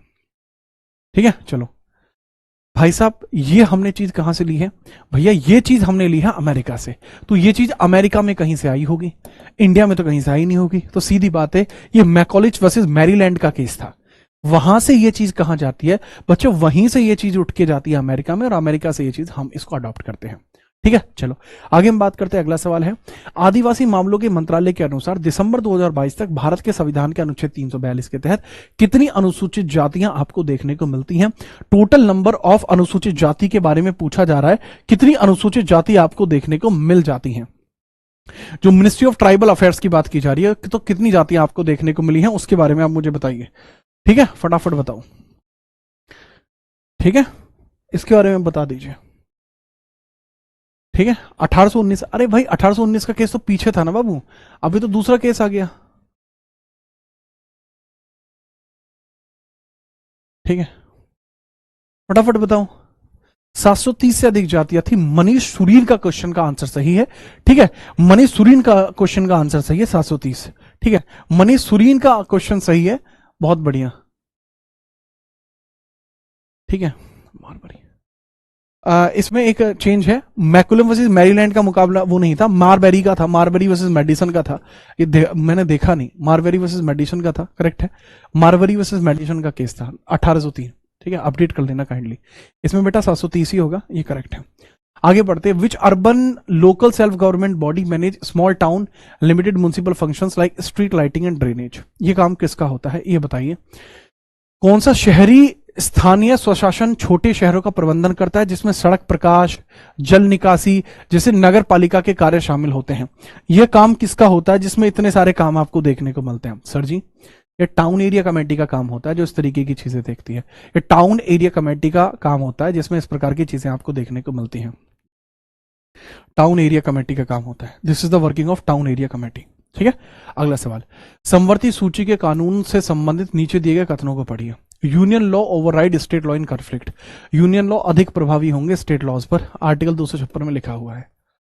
State law can prevail if reserve attend by the president. अगर राष्ट्रपति चाहता है तो ऐसा हो सकता है कि यह संभवतः लागू रहे। जी हाँ, both first and second correct हो जाएंगे। ठीक है, ये सवाल भी रिपीटेड है मेरे ख्याल से।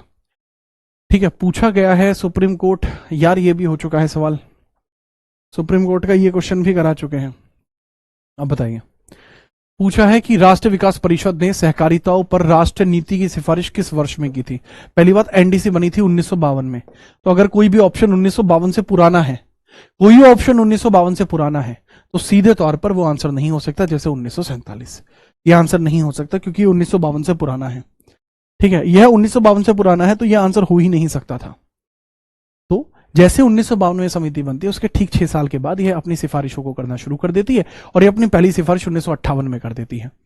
सहकारिताओं के बारे में अपनी सिफारिश वहां पर कर देती है, याद रखिएगा। ठीक है, अगला सवाल है 92वां। फरवरी 2025 में संसद में पेश किए गए नए आयकर विधेयक में निम्नलिखित में से कौन सा परिवर्तन नहीं है? इसके बारे में मुझे बताइए। पूछा है कि भैया कौन सा ऐसा चेंज है जो इनकम टैक्स में इंट्रोड्यूस नहीं हुआ फरवरी 2025 में। करंट अफेयर के क्वेश्चन है ये, ठीक है, करंट अफेयर का क्वेश्चन है बाबू ये। आप बताइए क्या नहीं हुआ। Deletion of the existing taxation principle without ensuring continuity and usability. क्या हमने वर्तमान के जो कराधान था उसको पूर्णतः समाप्त कर दिया? नहीं सर, वर्तमान के मौजूदा कराधान सिद्धांतों को हटाना, ऐसा यहां पर नहीं हुआ है। कराधान जो था उसमें अपग्रेडेशन हुआ है, ना कि डिलीटेशन। बात को समझिए, ठीक है। अच्छा, नेविगेशन के लिए अनावश्यक दोहराए गए प्रावधानों को हटाया गया। हाँ, ये हटाया गया है, बिल्कुल हटाया गया है, ठीक है। एलिमिनेट द इंट्रिकेट लैंग्वेज, बहुत सारी भाषाओं को बदला गया है, बिल्कुल बदला गया। जैसे कहीं पर पागल शब्द का प्रयोग नहीं किया गया, ठीक है, पागल शब्द का प्रयोग नहीं किया गया, उसकी जगह लिखा हुआ है मानसिक तौर पर अस्थिर, ठीक है। ऐसे शब्दों का यूज किया गया है। 74वें संविधान संशोधन 1992 के द्वारा शहरी निकाय, स्थानीय स्वशासन निकायों को वित्तीय स्थिति की समीक्षा लिए कौन सा वित्तीय संस्थान प्रावधानित किया जाता है? बाबू, राज्य वित्त आयोग दिया जाता है, क्योंकि 74वें संविधान संशोधन की बात की जा रही है। 243 के वाई की बात यहां पर होगी, क्योंकि इसी में इसके बारे में व्याख्याएं की गई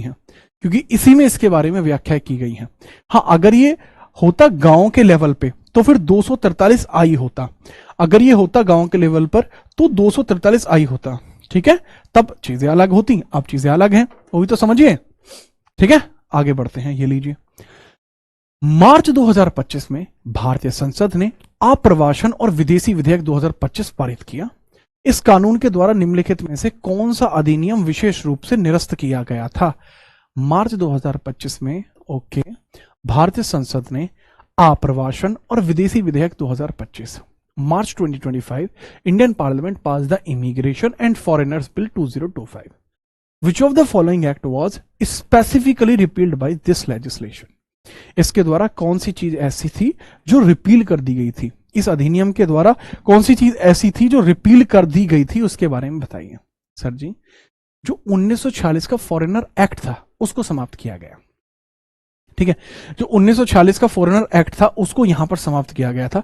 foreigner act of 1946 was abolish by this, इसके थ्रू वह अबॉलिश कर दिया गया था, ठीक है। इसके बारे में आप याद रखेंगे। अगला सवाल, ठीक है। मध्य प्रदेश बनाम बलवीर सिंह 24 फरवरी 2025 के मामले में सुप्रीम कोर्ट के फैसले के अनुसार बाल गवाहों के संबंध में कौन सा कथन सही है? देखो, एक केस है एमपी वर्सेस बलवीर सिंह, 24 फरवरी 2025 का मामला है। अगर कोई बच्चा गवाही देता है तो उसके संबंध में आपको ये पूछा जाएगा, उसके संबंध में आपसे पूछा जाएगा कि चीजें क्या सही हैं।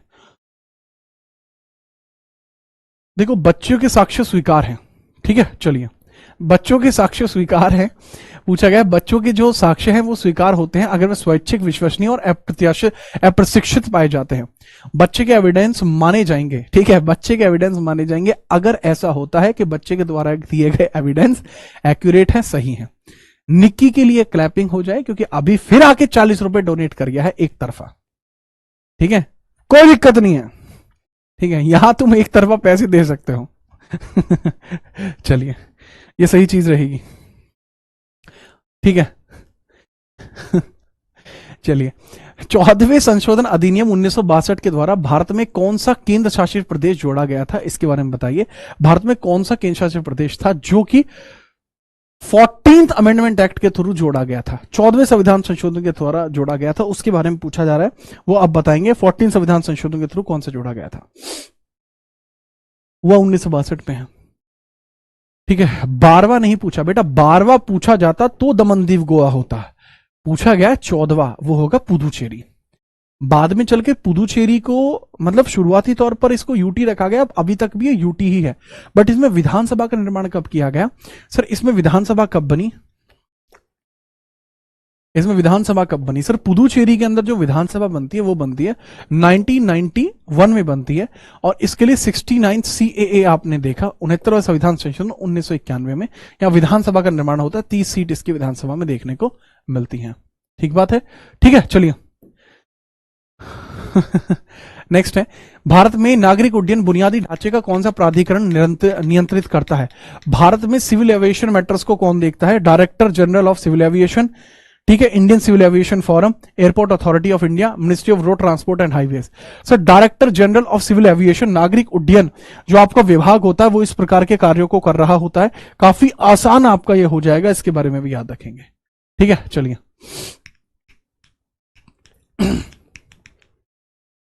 नेक्स्ट है 99। भारत संविधान के 97वें संविधान संशोधन के द्वारा राज्य के नीति निर्देशक सिद्धांतों को कौन सा अनुच्छेद जोड़ा गया था?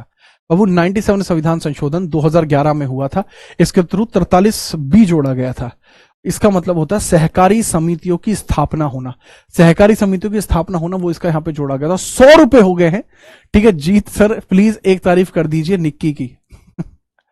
अभी तुम इतना पैसा क्यों बर्बाद कर रहे हो, मुझे समझ में नहीं आ रहा। ठीक है, हाँ जी, निक्की एक अच्छी छात्रा है, बहुत बढ़िया तरीके से क्लास में पढ़ रही होती हैं, बहुत बढ़िया। अभी जोरदार छात्र नहीं है क्योंकि यह यहां पर पैसे लुटा रहा है, जो कि बहुत गलत कर रहा है। ऐसा नहीं करना चाहिए अभी को। अभी ने पूरी 100 की पत्ती फेंक के मारी है यहाँ पे। मान जा बेटा, तेरे घर से काट कर दूंगा ना तो। थोड़ा ध्यान दे ले। भारत में राष्ट्रपति निम्नलिखित में से किन विधेयकों के लिए संसद के दोनों सदनों की संयुक्त बैठक बुला सकता है? दोनों सदनों की संयुक्त बैठक बुला सकता है। ठीक है, आप देख लीजिए दोनों सदनों की संयुक्त बैठक कौन बुला सकता है। ऑर्डिनरी बिल पर नहीं आ सकती, धन विधेयक पर नहीं आ सकती, ऑर्डिनरी बिल पर आ जाएगी, कॉन्स्टिट्यूशन अमेंडमेंट बिल पर भी आ जाएगी, पहला और तीसरे में आ सकती है। ठीक है, बट पहला तीसरा तो क्लॉज ही नहीं बना हुआ। कॉन्स्टिट्यूशन संविधान संशोधन साधारण विधेयक पर क्यों आएगी? नहीं, साधारण विधेयक पर तो आ जाएगी लेकिन कॉन्स्टिट्यूशन अमेंडमेंट बिल पर नहीं आएगी। तो फर्स्ट ओनली होगा इसका, फर्स्ट ओनली आपको देखने को मिल जाएगा समन का। फर्स्ट ओनली आपको देखने को मिल जाएगा। मैंने बताया संविधान संशोधन पे नहीं आ सकती।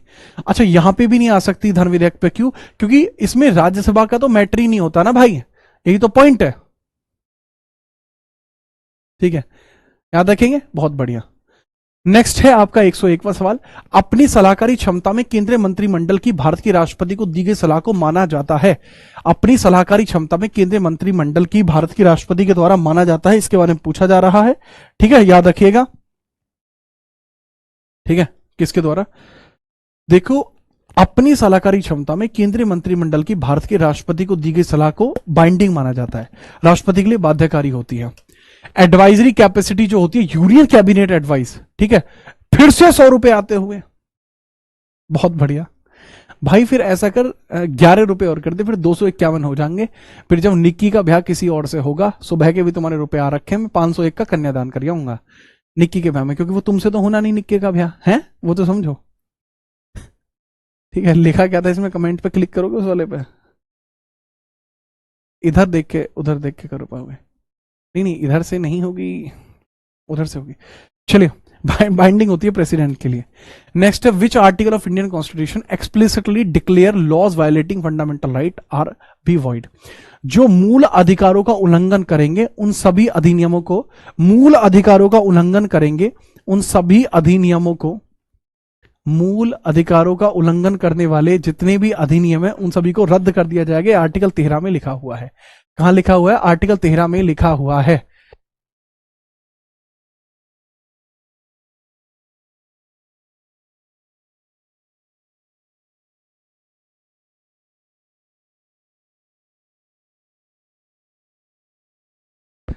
हाँ भाई, सब दुआ कर रहे हैं भाई, लग जाएगी जॉब। ठीक है, बस ठीक है। 32 में आपको बताया गया रिट्स, 143 में बताया गया कि राष्ट्रपति जो है मांग सकता है, सलाह मांग सकता है सुप्रीम कोर्ट की। 226 में हाई कोर्ट की रिट्स बताई गई हैं। ठीक है, याद रखना। नेक्स्ट 103वां, भारतीय संविधान का कौन सा अनुच्छेद संसद को नागरिकता के अधिकारों को कानून के द्वारा विनियमित करने की शक्ति देता है? Which article of Indian constitution empower of parliament to regulate the right of citizenship? Right of citizenship law के बारे में बात करें, संसद को अधिकार है इसके बारे में। भाई, राइट टू सिटीजनशिप यहां पर भी है, राइट टू सिटीजनशिप है, लेकिन उसमें कुछ और पूछा गया है बाबू। उसमें पूछा गया है कि संसद के द्वारा ही नागरिकता में परिवर्तन करा दिया जाता है। ठीक है, चलिए सीधी बात है। Article 11, clause of article 19 of Indian constitution, right to move freely through the territory of India, Bharat के क्षेत्र में कहीं भी घूमने का अधिकार। यह आपको क्लॉज डी में देखने को मिलेगा।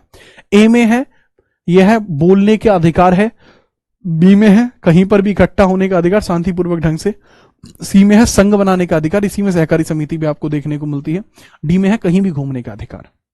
105वां है आर्टिकल 223 ऑफ इंडियन कॉन्स्टिट्यूशन किस बारे में बात करता है? सर रिपोर्ट्स के बारे में बात करता है, लोक सेवा आयोगों की रिपोर्ट्स के बारे में। 322 खर्चे की बात करता है, फंक्शंस 321 के अंदर बात की जाती है, विस्तार 321 में ही किया जाता है विस्तार भी। ठीक है, चलिए बेटा आशु सिंह ऑफिशियल, मैं कोर्स पूरा करा कर ही आया हूं, वीडियो देकर आया हूं। 106वां सवाल, इंडियन कॉन्स्टिट्यूशन रिमूवल और सस्पेंशन ऑफ, अगर एक पीसीएस अधिकारी को उनके स्थान से हटाना है तो प्रक्रिया कहां पर लिखी हुई है?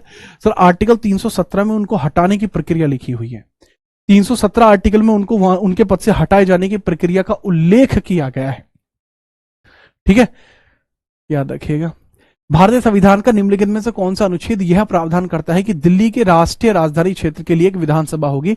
दिल्ली के राष्ट्रीय राजधानी क्षेत्र के अंदर विधानसभा होना 239 ए के अंदर उल्लेखित किया गया है। ठीक है, इसके बारे में याद रखेंगे।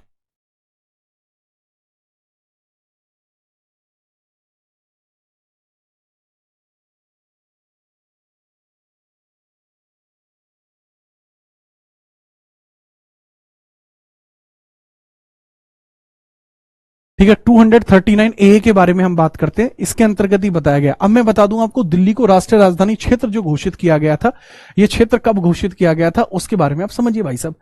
जो इसको राष्ट्रीय राजधानी क्षेत्र घोषित किया गया वो 69th CAA आपको देखने को मिला जो 1991 में था। इसी के माध्यम से दिल्ली को विधानसभा के तौर पर घोषित किया गया था, दिल्ली को विधानसभा के क्षेत्र के तौर पर घोषित किया गया था। आगे हम बात करते हैं, ये लीजिए अगला सवाल, भारतीय संविधान में भारत के सुप्रीम कोर्ट की सीट से संबंधित आर्टिकल कौन सा आपको देखने को मिलता है? भाई साहब आर्टिकल के बारे में आप समझना, आर्टिकल है 130 जो सुप्रीम कोर्ट की सीट की बात करता है। 139 में तो बताया गया है कि supreme court will be court of record, ये यहां पर बताया गया कि ये कोर्ट ऑफ रिकॉर्ड आपको देखने को मिल जाएगा, इसके बारे में भी आप याद रखेंगे। ठीक है, 131 में बताया गया original jurisdiction of supreme court बताया गया। 132 में बताया गया कि भाई अपीलेट ज्यूरिडिक्शन कैसा होता है। ठीक है, इसके बारे में सीधे तौर पर याद रखना। आगे हम बात करते हैं, अगला सवाल ये रहा, भारत संविधान का निम्नलिखित में से कौन सा अनुच्छेद अनुसूचित जातियों के लिए राष्ट्रीय आयोग की बात करता है?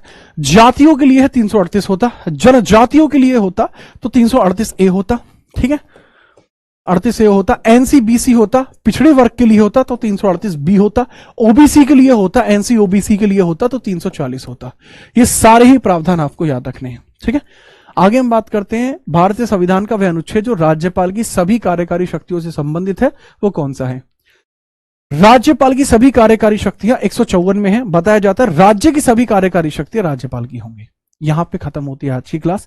यह है आज की क्लास का लास्ट क्वेश्चन जो आपको घर से बताना है कि भारतीय संविधान का निम्नलिखित में से कौन सा अनुच्छेद यह कहता है कि देवनागरी लिपि में हिंदी संघ की आधिकारिक भाषा होगी? इसके बारे में चर्चा कहां पर की गई है यह आपको बताना है। ठीक है, बात आई समझ में? तो इसके बारे में आप तगड़े तरीके से बताइएगा। दूसरा, ये बात मैं ऑलरेडी आपको बता चुका हूं कि ये पीपीटी जो मतलब जो पीडीएफ आपको मिलेगी वो टेलीग्राम जीतना जीएस पे मिलेगी।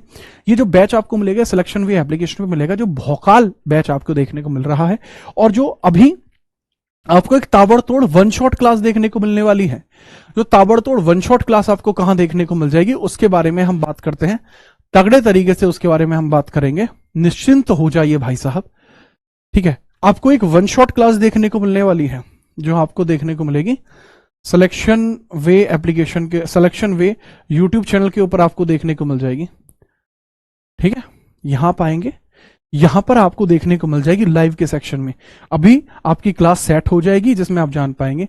बाकी आपके मॉक्स यहां पर रेगुलरली मैं करा ही रहा हूं। ठीक है, बैच लेने के लिए आप सिलेक्शन वे एप्लीकेशन डाउनलोड कर सकते हैं, लिंक डिस्क्रिप्शन में है। अब जो सवाल मैंने दिया उसका आंसर जरूर करना, अगली क्लास में नहीं करा तो आपके घर शिकायत करा दूंगा।